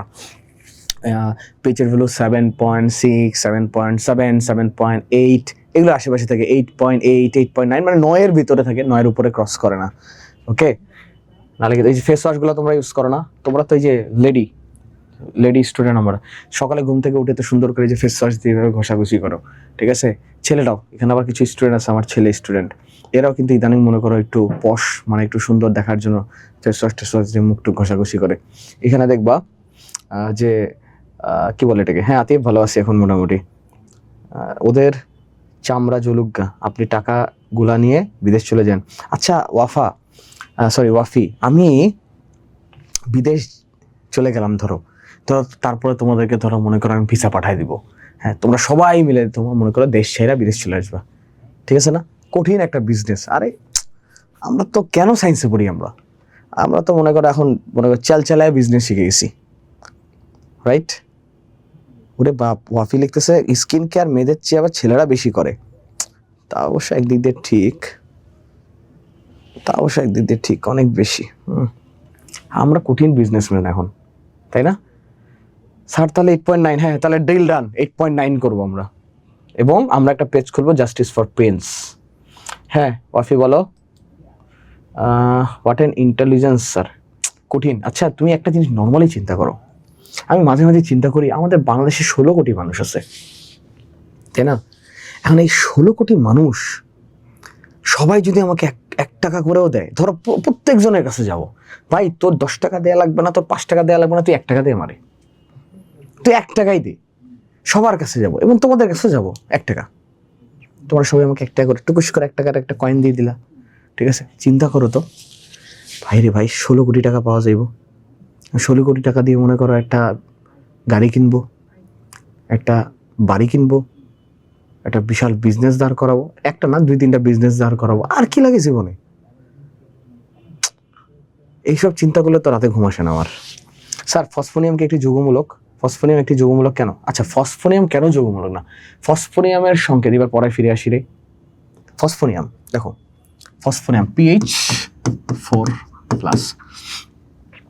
এই যে তোমার যৌগটা দেখতেছো, এখানে ফসফরাস আছে, হাইড্রোজেন আছে, এরা দুইজন একত্রিত হয়ে একটা আয়ন গঠন করছে, এবং এই আয়নটা, এই যৌগটা আয়নের মতো আচরণ করতেছে। কিসের মতো আচরণ করে? আয়নের মতো আচরণ করে, হ্যাঁ। এবং যেহেতু পরমাণু গুচ্ছ এবং আচরণ করতেছে আয়নের মতো, এই জন্য এ হলো যৌগমূলক। এবং দেখো ফসফোনিয়াম ক্লোরাইড লিখতে পারি, PH4Cl, এটাকে বলবো হলো ফসফোনিয়াম ক্লোরাইড। ক্লিয়ার নূর? ঠিক আছে স্যার, আপনি আমাদের ভাষায় চলে গেলে কি হবে? স্যার পুরো দেশ ঘুরে টাকা নিতে গেলে আপনার ভাড়াতেই সব শেষ হয়ে যায়। আরে কি বলো তুবা, এগুলো কোনো বিষয় হলো? একটা পেজ খুলবো, পেজ খুলে ধরো মনে করো তোমাদেরকে অ্যাডমিন দিয়ে দিব, তোমরা সবাই মনে করো প্রত্যেকটা মানুষকে বলবা প্লিজ 1 টাকা করে এই নাম্বারে বিকাশ করেন, সেন্ড মানি করেন, 1 টাকার বেশি নয়, 1 টাকার কম নয়, 1 দিলে ভালো হয়, ঠিক আছে? এইভাবে একটা স্লোগান যাবে, 1 টাকার বেশি নয়, 1 টাকার কম নয়, 1 দিলে ভালো হয়। এইভাবে একটা স্লোগান দিব, দিয়ে সুন্দর একটা ফেসবুকে পেজ লিখবো, বিকাশ নাম্বার দিয়ে দিব আমারটা, সবাই 1 টাকা করে সেন্ড মানি করবে। আর 1 টাকা তো সেন্ড মানি করা যায় না, ন্যূনতম 5 টাকা, সে 5 টাকা করবে। তার মানে কি, এরকম ধরো মনে করো 1 লক্ষ মানুষ যদি মনে করো 5 টাকা করে সেন্ড মানি করে, আরে সর্বনাশ, 5 লক্ষ টাকা। 10 লক্ষ মানুষ যদি 5 টাকা করে করে 50 লক্ষ টাকা, আরে কঠিন অবস্থা তো। এই চিন্তা তো মাথায় আসেনি আমার এতদিন ধরে। বিজনেসে নামতে হবে রে, we are a businessman, we are a businessman. Okay, এবার চলো পড়ায় ফিরে আসি। আমরা অ্যালকালাইন ওয়াটার টরে সবকিছু করে ফেলছি, আমরা প্রিন্স অ্যালকালাইন ওয়াটার বানায় ফেলবো। ঠিক আছে, তোমরা এসএসসি পাস করো, জিপিএ 5 গোল্ডেন পাবা, ঢাকায় আসবা বা ভালো ভালো কলেজে ভর্তি হবা, আমার সাথে যোগাযোগ করবা, আমরা সবাই মিলে একটা হলো ব্র্যান্ড দাঁড় করাবো, বিজনেস প্রিন্স। আচ্ছা ঠিক আছে, তোমাদের যদি আপত্তি থাকে আমার নাম নিয়ে, যে স্যার আপনি কেন, আমরা তো আপনার সাথে হলো শেয়ারে বিজনেস করতেছি, তাহলে আমার নামটা না বন্ধ করে দিব, সমস্যা নাই। কিন্তু আমরা একটা ব্র্যান্ড খুলবো, অ্যালকালাইন ওয়াটারের ব্র্যান্ড। এরপরে অ্যালকালাইন ওয়াটার বের করলাম ধরো, এরপরে ফেস ওয়াশ, ঠিক আছে, তারপরে ধরো সোপ, সাবান, এরপর ধরো শ্যাম্পু, হ্যাঁ, তারপরে ধরো আর কি করা যায়, ধরো পেস্ট বের করবো, সব কসমেটিক্স। আরে কঠিন বিজনেস, কঠিন, হ্যাঁ কঠিন অবস্থা। আমরা বড়লোক হয়ে গেছি, আমরা গাড়ি কিনে ফেলবো কয়েকদিনের ভিতরে। আচ্ছা দেখো, এই যে পেজ স্কেলের এত কিছু আর দেখা লাগবে না, অলরেডি মুখে বলে ফেলছি, এটা বলে ফেলছি। পেজ এর ভ্যালু 7 হলো নিউট্রাল পয়েন্ট, 7 থেকে এই পর্যন্ত হলো তোমার ক্ষার, 7 এর নিচে এই পর্যন্ত হলো তোমার হলো অ্যাসিড। এই যে অ্যাসিড, নিরপেক্ষ ক্ষার, বইয়ের মধ্যে আছে। ঠিক আছে, পেজ স্কেল কাকে বলে? যদি অঙ্কের হিসাবে পেজ এর মান ঋণাত্মক থেকে শুরু করা হয়, যে কোনো ধনাত্মক সংখ্যা হওয়া সম্ভব, কিন্তু বাস্তব জীবনে ব্যবহারের ক্ষেত্রে পেজ এর মান 0 থেকে 14 মধ্যে বিবেচনা করা হয়। এই জন্য অলরেডি আমরা বলে ফেলছি এটা 14 বলতে কি বোঝায়। আচ্ছা, পিএইচ পরিমাপক পদ্ধতি, ইউনিভার্সাল ইন্ডিকেটর। দেখো, দ্রবণে হাইড্রোজেন আয়নের ঘনমাত্রা থেকে কিভাবে পিএইচ হিসাব করতে হয় তোমরা সেটা জেনেছো। এখন পরীক্ষার মাধ্যমে কোনো দ্রবণে পিএইচ কিভাবে পরিমাপ করতে হবে এটা আমরা জানবো। পিএইচ এর মান পরিমাপের জন্য ইউনিভার্সাল নির্দেশক, universal indicator, pH paper, pH metre প্রভৃতি ব্যবহার করা হয়। ইউনিভার্সাল নির্দেশক বলতে দেখো, এইটা একটু দাগায় রাখবা, হ্যাঁ এটা একটু ভালো করে দাগায় রাখবা, এইটা খ নম্বরে আসে। ইউনিভার্সাল নির্দেশক বলতে কি বুঝো? তো বিভিন্ন অ্যাসিড ক্ষার নির্দেশকের মিশ্রণ হলো ইউনিভার্সাল নির্দেশক। তো ভিন্ন ভিন্ন পিএইচ মানে দ্রবণে ইউনিভার্সাল নির্দেশক ভিন্ন ভিন্ন বর্ণ প্রদান করে থাকে। কোন দ্রবণের জন্য ইউনিভার্সাল নির্দেশক কোন বর্ণ ধারণ করবে তা বোঝার জন্য একটা চার্ট আছে, এই চার্টকে ইউনিভার্সাল নির্দেশক কালার চার্ট বলে। তো colour chart, universal colour chart মানে কি? এই কালার চার্ট দিয়ে তুমি ব্যাখ্যা কি দিবা? এই কালার চার্টের মাধ্যমে, কালারের মাধ্যমে আমরা জানতে পারবো যে যেই দ্রবণটা নিচ্ছি বা যে প্রোডাক্টটা নিচ্ছি সেটা আসলে কতটুকু ক্ষার, কতটুকু অ্যাসিড, এটা জানতে পারবো। এবং ওই কালারের মাধ্যমে কোন দ্রবণে কয়েক ফোঁটা ইউনিভার্সাল নির্দেশক যোগ করলে দ্রবণ যে বর্ণ ধারণ করে, এই বর্ণ ইউনিভার্সাল নির্দেশক কালার চার্টের বর্ণের সাথে মিলিয়ে আমরা পিএইচ পরিমাপ করতে পারবো। পিএইচ পেপারটা কি? ঠিক আছে, অজানা পিএইচ মানের দ্রবণের পিএইচ এর মান জানার জন্য পিএইচ পেপার ব্যবহার করা হয়। কোন দ্রবণের মধ্যে এক টুকরা পিএইচ পেপার যোগ করলে পেপারের বর্ণের পরিবর্তন ঘটে। দ্রবণে কত পিএইচ মানের জন্য পিএইচ পেপারের বর্ণ কিরকম হবে তার একটা স্ট্যান্ডার্ড কালার চার্ট আছে। ওকে, পিএইচ মিটার, এটা হলো বর্তমান সময় অনেক বেশি ব্যবহার করা হয় এটা ল্যাবে। পিএইচ মিটারটা কি? যে ধরো তুমি একটা দ্রবণের পিএইচ ভ্যালু বের করবা, ওই পিএইচ মিটারটা দ্রবণের মধ্যে দিয়ে দিবা, পিএইচ এর একটা ভ্যালু দিয়ে দিবে, সেটা 7 নাকি 8 নাকি 9 নাকি 2 নাকি 3 নাকি 4, এটা দিয়ে তুমি বুঝতে পারো ওই দ্রবণটা আসলে কি ছিল। পিএইচ এর গুরুত্ব পড়বা, এই যে এখানে ছক দেয়া আছে। পাকস্থলীতে পিএইচ কত দেয়া আছে দেখো, কৃষিক্ষেত্রে পিএইচ সুন্দর করে রিডিং পড়বা। এগুলা কি বুঝাই দেওয়ার কিছু আছে? কি বুঝাবো এখান থেকে? এগুলা এমসিকিউর জন্য পুরাটা লাগবে। এই যে প্রসাধনী মানে কসমেটিক্সে দেখি তো পিএইচ এর ভ্যালু কত রে? মানুষ ত্বক পরিষ্কার করতে, ত্বকের সৌন্দর্য রক্ষায়, চুল পরিষ্কার করতে বিভিন্ন কাজে প্রসাধনী ব্যবহার করে থাকে। ত্বকের পিএইচ 4.8 থেকে 5.5 এর মধ্যে থাকলে ত্বক অম্লীয় প্রকৃতির, যা ত্বকের জীবাণু আক্রমণ ও বংশবৃদ্ধি রোধ করে। তাই প্রসাধনী পিএইচ 4.8 থেকে 5. আরে সমস্যা তো তাহলে আমরা ফেস ওয়াশ ব্যবহার করব ধরো 5, পিএইচ এর ভ্যালু 5। ডিল ডান তোদের সাথে আমার, ঠিক আছে? তাহলে আমরা হলো ফেস ওয়াশ একটা ব্র্যান্ড বানাচ্ছি, একটা ব্র্যান্ড, হ্যাঁ, একটা দ্রুত গতিতে আমরা একটা নামায় ফেলবো। এরপর দেখো প্রশমন বিক্রিয়া, অ্যাসিড এবং ক্ষার, এই দেখো এগুলা কিন্তু এমসিকিউর জন্য লাগবে। যে পাকস্থলীর পিএইচ কত? 1। মানুষের ত্বকের পিএইচ কত? 4.8 থেকে 5.5। মূত্রের পিএইচ কত? এটা অনেকবার আসছে এমসিকিউতে। এটা যে কতবার আসছে এমসিকিউতে? 6। হ্যাঁ, তার মানে কি? হালকা অম্লীয়। রক্তের পিএইচ কত? 7.45 থেকে 7.43 থেকে 7.45, 7.43 থেকে 7.45, মানে কি? হালকা ক্ষারীয়। অগ্নাশয়ের পিএইচ কত? অগ্নাশয় রসের 8.1, মানে কি? হালকা বেসিক বা হালকা ক্ষারীয়। ক্লিয়ার? তারপর এখান থেকে তোমার মাটির পিএইচ কেমন হবে, কোনটাতে কি কি তোমার হলো পিএইচ এর ভ্যালু হলো কেমন উপকারী হবে, কেমন অণুজীব মারা যাবে না, এগুলো হলো দেখবা। অ্যাসিড ক্ষার এগুলা বিক্রিয়া তোমরা অলরেডি অনেক আগে পড়ে ফেলছো। দৈনন্দিন জীবনে প্রশমন বিক্রিয়ার ব্যবহারটা পড়বা। দেখো পরিপাকে অ্যান্টাসিড, এটা তোমরা এর আগে চ্যাপ্টারে পড়ছো। অ্যান্টাসিড তৈরি করা হয় অ্যালুমিনিয়াম হাইড্রোক্সাইড এবং ম্যাগনেসিয়াম হাইড্রোক্সাইড, দুইটা দ্রবণ একসাথে যুক্ত করে। ঠিক আছে, কেন করা হয়? কারণ আমরা আমাদের পাকস্থলীতে যখন অ্যাসিডিক বা অ্যাসিডের পরিমাণ বা অ্যাসিডিটি বেশি বেড়ে যায়, তখন আমাদের অ্যান্টাসিড জাতীয় ওষুধ দেওয়া হয়। কারণ অ্যান্টাসিড জাতীয় ওষুধ হলো ক্ষার। ওই পাকস্থলীর অ্যাসিড এবং অ্যান্টাসিড ক্ষার একে অপরের সাথে সুন্দর করে ফাইট করে লবণ ও পানি তৈরি করে, এবং লবণ এবং পানির মধ্যে কোথাও অ্যাসিডের তুমি সামান্য পরিমাণের ধর্ম খুঁজে পাবা না। তো আসলে আমার বডির মধ্যে যে অ্যাসিডিটিটা ছিল সেটা নষ্ট হয়ে গেল, মানে সেটা কি নিউট্রাল হয়ে গেল। এরপরে দেখো দাঁতের যত্ন। দাঁত আমাদের অনেক গুরুত্বপূর্ণ একটা কি এলিমেন্ট। হ্যাঁ, তো কোনো কারণে দাঁত যদি না থাকে, তোমরা তো অনেকে আছে যে এই যে শীতকাল আসতেছে, শীতকাল আসছে, তোমাদের ভিতরে এখন মনে করো চিরুনি অভিযান যদি চালান যায়, বহুত পাবলিক পাওয়া যাবে যারা ধরো মনে করো 3-4 দিন 5 দিন 7 দিন 10 দিন যাইবো শীতের মধ্যে, গোসল করবে না সে। তার মানে তারে ওয়াশরুমে গোসল করাতে নিয়েই যেতে পারবো না কোনোভাবে, এমন খাচ্ছরের খাচ্ছর। ঠিক আছে, আরে কঠিন অবস্থা। এবং তোমাকে একটা মজার ঘটনা বলি, বলো তো। হ্যাঁ ওয়াফি, হ্যাঁ আমরা জানি, আমরা সবাই বলি, হ্যাঁ শীতের মধ্যে গোসল করছি, কিটা দেখতে যাইবো তোমারে? তুমি তো 3 দিন 4 দিন ধরে গোসল করবো না, 5 দিন 7 দিন ধরে গোসল করবো, ঠান্ডা আল্লাহ রে আল্লাহ, কাঁপুনি ছুটে যায়, বাইরে হয়ে বলবো যে আম্মা আমি তো গোসল করছি। ঠিক আছে, হালকা করে গেলে চুনের মধ্যে একটু পানিটা এমনি ছিটা দিছো, পানিটা ছিটা দিছো, শরীরের মধ্যে পানিটা এমনি একটু ছিটা দিছো, শেষ গোসল। ঝর্ণা ছাড়ছো, ঝর্ণার মধ্যে মনে করো ঝর্ণার এইদিকে পানি পড়তেছে, তুমি হাতটা বাড়াই দিছো, আচ্ছা গোসল করে ফেলাইছি হাত দিয়ে, শেষ। হো, বহুত দেখছি রে ভাই। ঠিক আছে, আমি ঘটনা হলো যেটা বলতে চাচ্ছিলাম, যে আমরা জানি যে আমাদের পৃথিবীতে সবচেয়ে পারফিউম ভালো বানায় তোমার ইউরোপের দিকে। ইউরোপের কোন দেশ জানো? ফ্রান্স। ফ্রান্স হলো পারফিউমের জন্য সবচেয়ে সেরা। তো আমি তোমাদেরকে একটা ঘটনা বলি, বাস্তব ঘটনা, এবং ওখান থেকে আমার জানা। সেটা হলো যে আমার ভাবি, আমরা 2 ভাই, আমি ছোট, আমার বড় ভাই একটা পাবলিক ইউনিভার্সিটির প্রফেসর, আমার ভাবিও প্রফেসর। হ্যাঁ, আমি জানি না তোমরা নাম বললে চিনবা কিনা, এগ্রিকালচারাল মানে শেরেবাংলা এগ্রিকালচারাল ইউনিভার্সিটি, মানে এটা আগারগাঁয়ে উপস্থিত, এটা একটা পাবলিক ইউনিভার্সিটি এবং কৃষি ইউনিভার্সিটি। তো সেখানকার আমার বড় ভাই, নিজের বড় ভাই হলো প্রফেসর, আমার ভাবিও প্রফেসর। তো আমার ভাবি তোমার হলো একটা পোস্টডক একটা হলো তোমার ডিগ্রি অর্জন করার জন্য সে নেদারল্যান্ডে গেছিল, ইউরোপে। তো নেদারল্যান্ডে যখন গেছিল 3 মাসের জন্য, তখন সে ফ্রান্সে ঘুরতে গেছিল। তো নেদারল্যান্ড, ফ্রান্স, বেলজিয়াম, ইতালি, তারপর সুইজারল্যান্ড, হ্যাঁ এগুলো মানে সিরিয়ালি এরকম। হ্যাঁ, তো ভাবি ফ্রান্সে ঘুরতে গেছিল, আইফেল টাওয়ারে গিয়ে আমাকে আবার ভাইয়াকে একসাথে, আমাদের দুজন আমরা একসাথে ছিলাম, ভাইয়া ভাবি, মানে ভাবি তো গেছিল তোমার ফ্রান্সে ঘুরতে, মানে নেদারল্যান্ডে গেছিল, ফ্রান্সে ঘুরতে গেছিল। আমি তখন ভাইয়ার বাসায়, আর আমার ছোট্ট ভাতিজা ছিল আমার সাথেই থাকতো। তো তখন ভাবি ভিডিও কল দিয়ে বলে যে এই যে আইফেল টাওয়ার দেখ, আইফেলটা তো অনেক সুন্দর।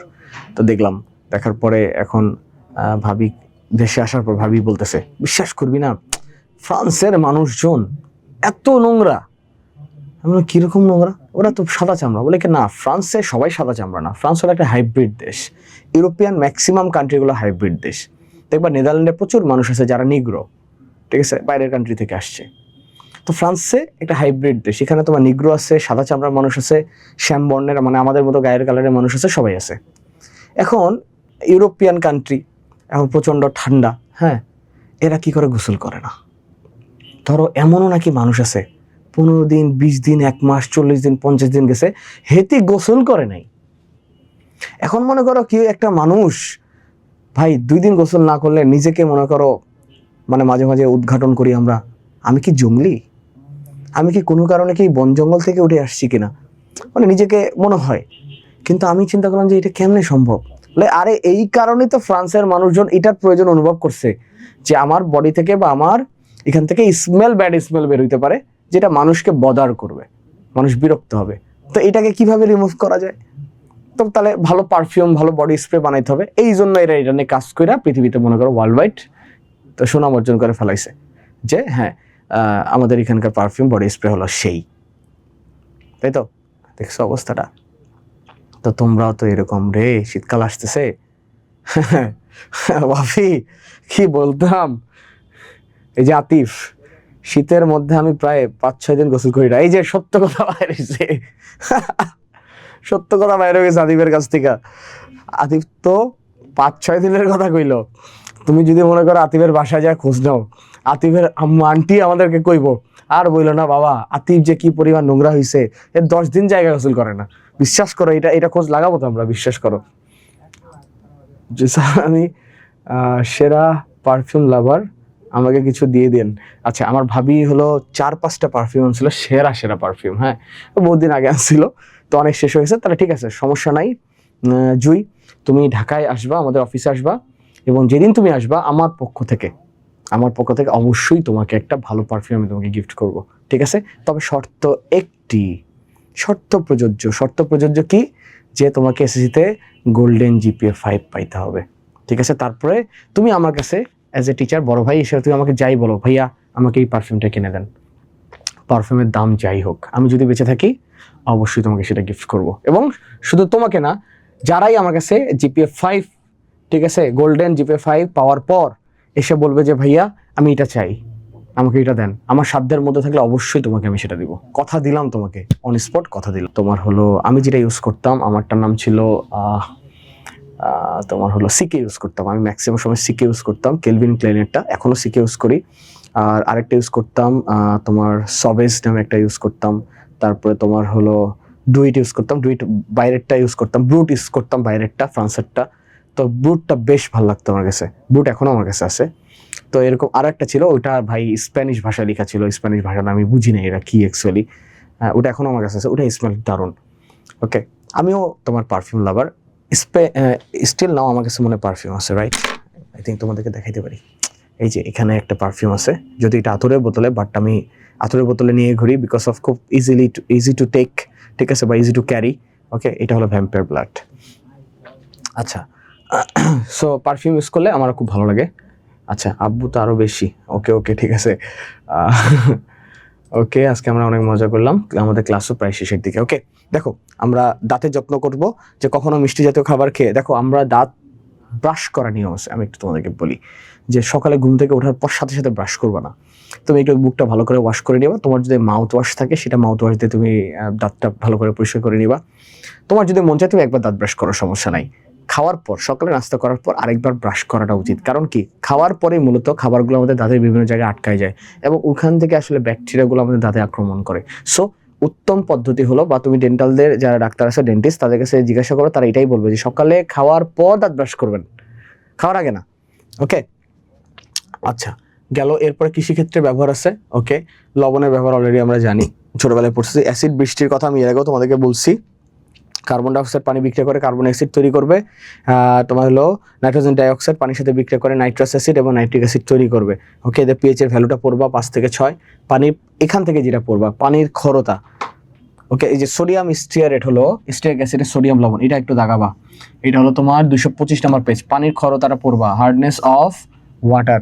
পানির উৎস হলো নদী, নালা, খালবিল, পুকুর, সমুদ্র, টিউবওয়েল ইত্যাদি।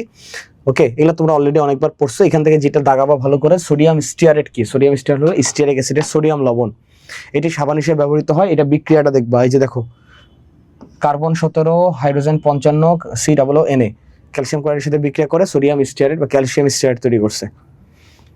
ওকে, ইজি আছে। এখান থেকে আমি আর তেমন কিছু বলতেছি না, আমি জাস্ট দেখাই দিচ্ছি। এখান থেকে যেটা পড়বা, অস্থায়ী ক্ষরতা 2 প্রকার। পানির মধ্যে যে ধর্মের জন্য পানিতে সাবান ভালোভাবে ময়লা পরিষ্কার করতে পারে না, সেই পানির ধর্মকে বলি ক্ষরতা, ক্ষরপানি। তো পানির ক্ষরতা হলো 2 প্রকার, একটা হলো স্থায়ী ক্ষরতা, একটা হলো অস্থায়ী ক্ষরতা। তো অস্থায়ী ক্ষরতা কি বলে? পানিতে ক্যালসিয়াম, ম্যাগনেসিয়াম, আয়রন প্রভৃতি লবণের বাইকার্বনেট লবণ দ্রবীভূত থাকলে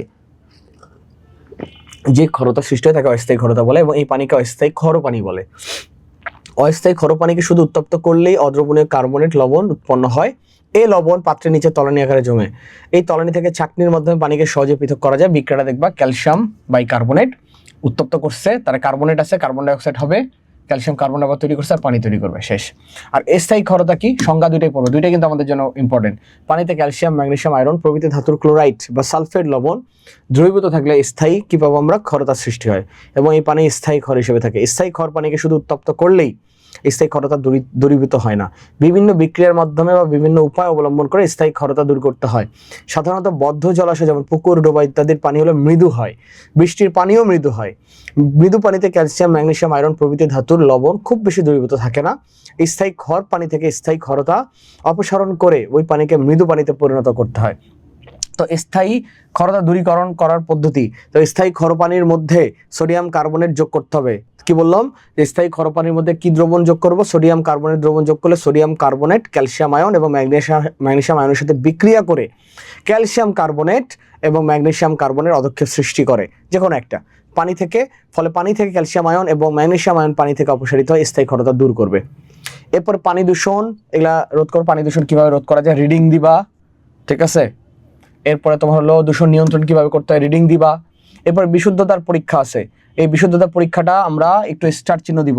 এটা হলো 227 নম্বর পেজ, ট্রিপল স্টার চিহ্ন দিব এই জায়গাটা। এটা তোমরা পড়ছো এর আগে। কি কি আছে দেখো, বর্ণ এবং গন্ধ পর্যবেক্ষণ, পানির তাপমাত্রা বিশুদ্ধতা পরীক্ষার ক্ষেত্রে। এরপরে আছে তোমার হলো পানির পিএইচ। পানির পিএইচ হলো তোমারটা মনে রাখবা যে পানির পিএইচ এর মান 4.5 থেকে কম এবং 9.5 এর অপেক্ষা বেশি হলে তা জীবের বসবাসের অযোগ্য হয়ে পড়ে, ঠিক আছে। পিএইচ পেপার বা পিএইচ মিটারের মাধ্যমে পিএইচ এর ভ্যালুটা আমরা বের করব। এই যে বিওডি বায়োলজিক্যাল অক্সিজেন ডিমান্ড এবং সিওডি, ঠিক আছে, কেমিক্যাল অক্সিজেন ডিমান্ড, খুব ভালো করে পড়বা, খ নাম্বার কোশ্চেনের জন্য আসবে। খ নাম্বার কোশ্চেনের জন্য আসবে।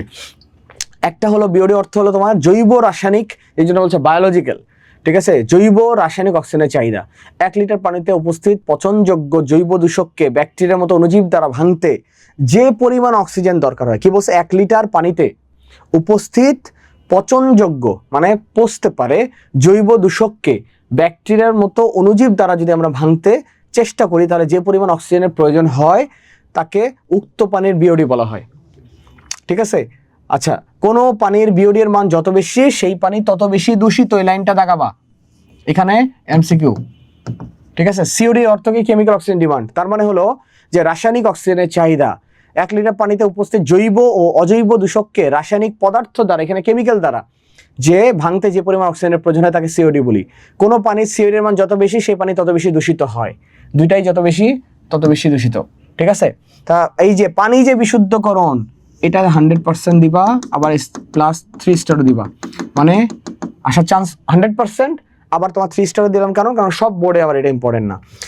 পানি বিশুদ্ধ কিভাবে করা যায়? ক্লোরিনেশনের মাধ্যমে বিশুদ্ধ করা যায়, ফুটানো যায়, থিতানো যায়, আর একটা মনে প্রসেস আছে, ছাঁকন করা যায়, শেষ চ্যাপ্টার। তাহলে প্রথমটা আমাদের যেটা মনে রাখতে হবে, ক্লোরিনেশন। যে পানিকে জীবাণুমুক্ত করার সহজ উপায় হলো ক্লোরিনেশন। পানিতে ব্লিচিং পাউডার, ওই যে CaOCl সেল, ঠিক আছে, উৎপন্ন ক্লোরিন জারিত করার মাধ্যমে জীবাণুকে ধ্বংস করে, এই পদ্ধতিকে পানির ক্লোরিনেশন বলা হয়। এক্ষেত্রে পানি হলো ব্লিচিং পাউডার যোগ করার পর ছেঁকে নিলেই হয়ে যাবে। ফুটাবো, 15 থেকে 20 মিনিট ফুটাবো। থিতানো, 1 বালতি পানিতে 1 চামচ ফিটকিরি সংকেতটা পড়বা, পটাশিয়াম সালফেট, অ্যালুমিনিয়াম সালফেট আর হলো 24 অনু পানি, এটা আসবে এমসিকিউর জন্য। ওকে, আধা ঘন্টা রেখে দিলে পানির সব অপদ্রব্য থিতিয়ে আলাদা হয়ে যাবে। Okay fine. ছাঁকন, ফিল্ট্রেট করব। বর্তমানে বাজারে প্রচুর পরিমাণে জীবাণু, আর্সেনিক এবং অন্যান্য দূষক দূর করার জন্য ফিল্টার পাওয়া যায়, ইউনিলিভারের ফিল্টার। হ্যাঁ, আমরা আচ্ছা ঠিক আছে, ইউনিলিভার ফিল্টার বানাইছে, তাহলে পরে আমি একটা ফিল্টার বানাবো, প্রিন্স ফিল্টার, সেটা। ওকে, শুধু পানি কেন, সব কিছু মনে করে ফিল্টার করে ফেলাবো। স্যার চ্যাট তো এভরিওয়ানে আছে,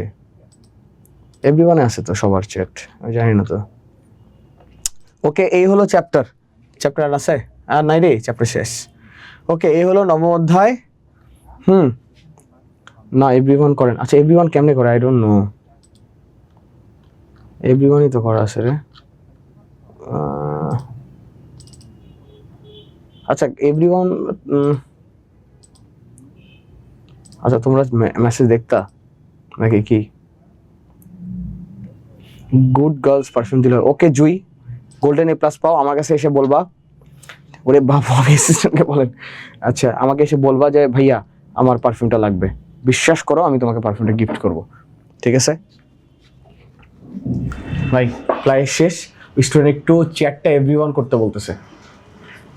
হ্যাঁ,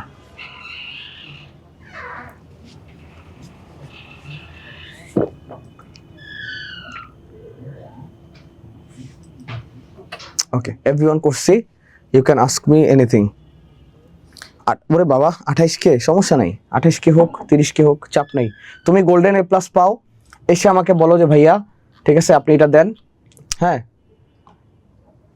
আপনার এখন 3টা কোম্পানি, ইয়েস আমার এখন 3টা কোম্পানি। একটা হলো Prince alkaline water, Prince cosmetics and মাত্র কি বের করলাম রে, প্রিন্স ফিল্টার। সেরা, আমি তো বড়লোকস হয়ে গেছি রে। আচ্ছা, আপনার এখন 3টা company, face wash, alkaline water এবং filter, yes cosmetics, okay wow wow really wow.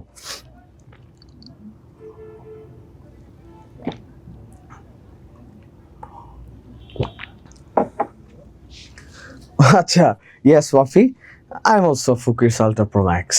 হ্যাঁ, আচ্ছা এখন ঘটনা হলো যেটা নিয়ে একটু আলোচনা করতাম, আমার যাক একটু ভয়েসটা এখন একটু ভালো হয়েছে চাটা খাওয়ার পর এবং কথা বলার কারণে। আচ্ছা, যেটা হলো সেটা হলো আমরা 6 নম্বর অধ্যায় নিয়ে একটু আলোচনা করব। হ্যাঁ, আজকে না আরেকদিন 6 নম্বর অধ্যায় নিয়ে একটু আলোচনা করব। তোমাদের যার 6 নম্বর চ্যাপ্টার নিয়ে সমস্যা আছে আমাকে আজকে গ্রুপে জানাবা। আমি যাদের খুব বেশি সমস্যা তাদেরকে একান্তই ক্লাস নিব, সমস্যা নাই। আর যাদের অল্প কিছু সমস্যা আছে তাদের জন্য আমি একটা লেকচার দিয়ে দিব। ওকে, কি লিখুন, ও স্যার আমাদের নিয়ে যান, আপনাকে সাহায্য করব। Okay okay, we are full গরিবস আলট্রা প্রো ম্যাক্স। আচ্ছা স্যার, আপনি ফিউচার বিল গেটস। আসলে রে 3টা কোম্পানির মালিক আমি, চিন্তা করা যায়। প্রিন্স ফিল্টার, প্রিন্স কসমেটিক্স এবং আরেকটা কি রে ভুলে গেলাম, প্রিন্স অ্যালকালাইন ওয়াটার। 6 চ্যাপ্টার ম্যাথগুলো ঝামেলা। হ্যাঁ, ম্যাথ নিয়ে আমি আলাপ আলোচনা করতেছি তোমাদের সাথে। স্যার এই মানে বলতেছিলাম যে আমাদেরকে মাসে মাসে, ও মা গো মা, আপনার ফেমাস বানাই দিমো, বেশি না হলেই আর কি। ভাই রে ভাই, এই আমার স্ট্রোক আসবে রে, আমি মনে হয় এখনই মরে যাবো টুকুস করে। ঠিক আছে, আচ্ছা যাক, আমার খুব ভালো লাগে যে এই যে তোমরা এখানে যারা ক্লাস করো তোমরা সবাই সবাইকে চিনো এবং সবাই তোমরা বন্ধু বান্ধব, খুবই ভালো লাগে যে সবাই তোমরা একে অপরের সাথে খুব সুন্দর একটা বন্ডিং। হ্যাঁ, ঠিক অফলাইনের মতো, অফলাইনে থাকলে যেমন ধরো এ ওকে খোঁচাই, এ ওর সাথে গল্প করে, তোমরা সেই কাজটা করো। এবং আমি অনলাইন ক্লাস নিতে গিয়ে দেখেছি যে তোমরা এই যে কেউ ওয়াফিকে ডাকতেছো, কেউ হলো তোমার হলো জুইকে ডাকতেছো। হ্যাঁ, এই জিনিসগুলো আমার খুব ভালো লাগে। তোমরা সবাই সবার সাথে কথা বলবো, সমস্যা নেই। হ্যাঁ, আচ্ছা ওকে ওকে, আচ্ছা ঠিক আছে।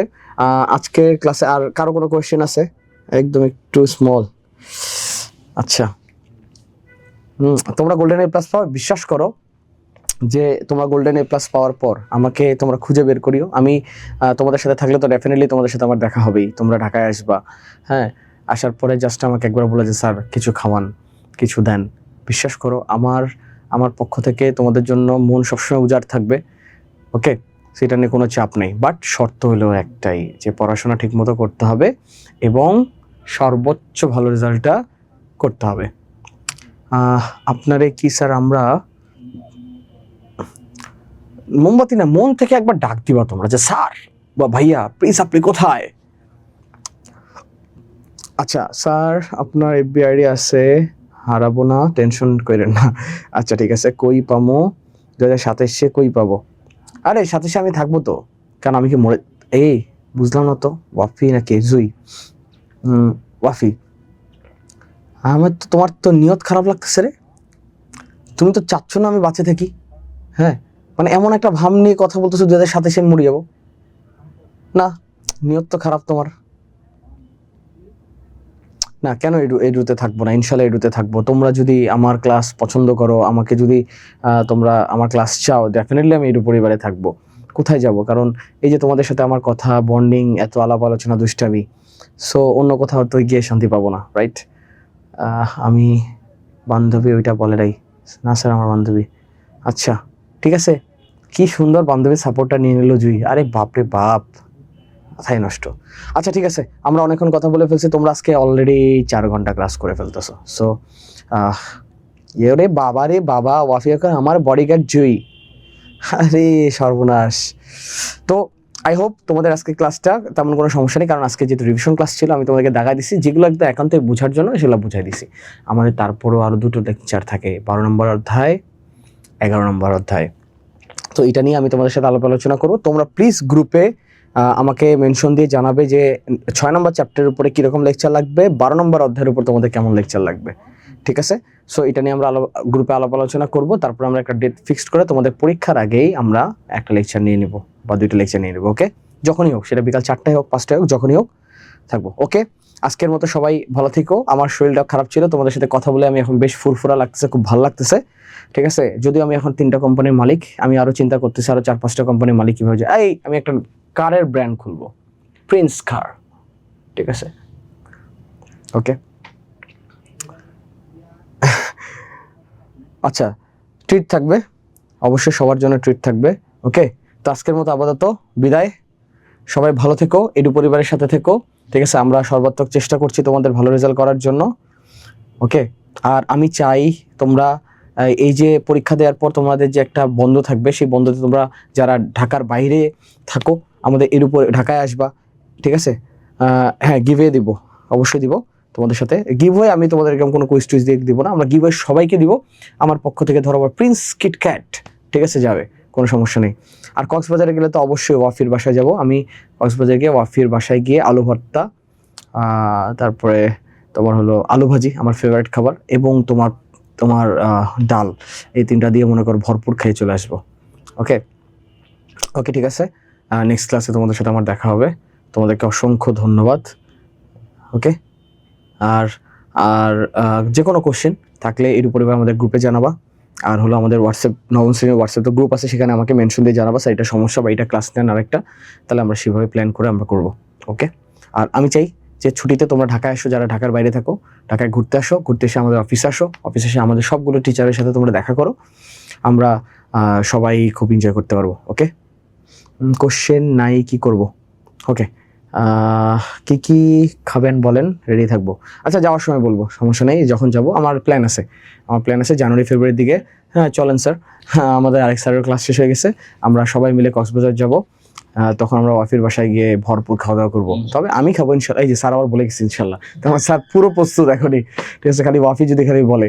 ওকে, আজকের মতো বিদায়, শুভরাত্রি, সবাই ভালো থেকো, আশেপাশের সবাইকে ভালো রেখো।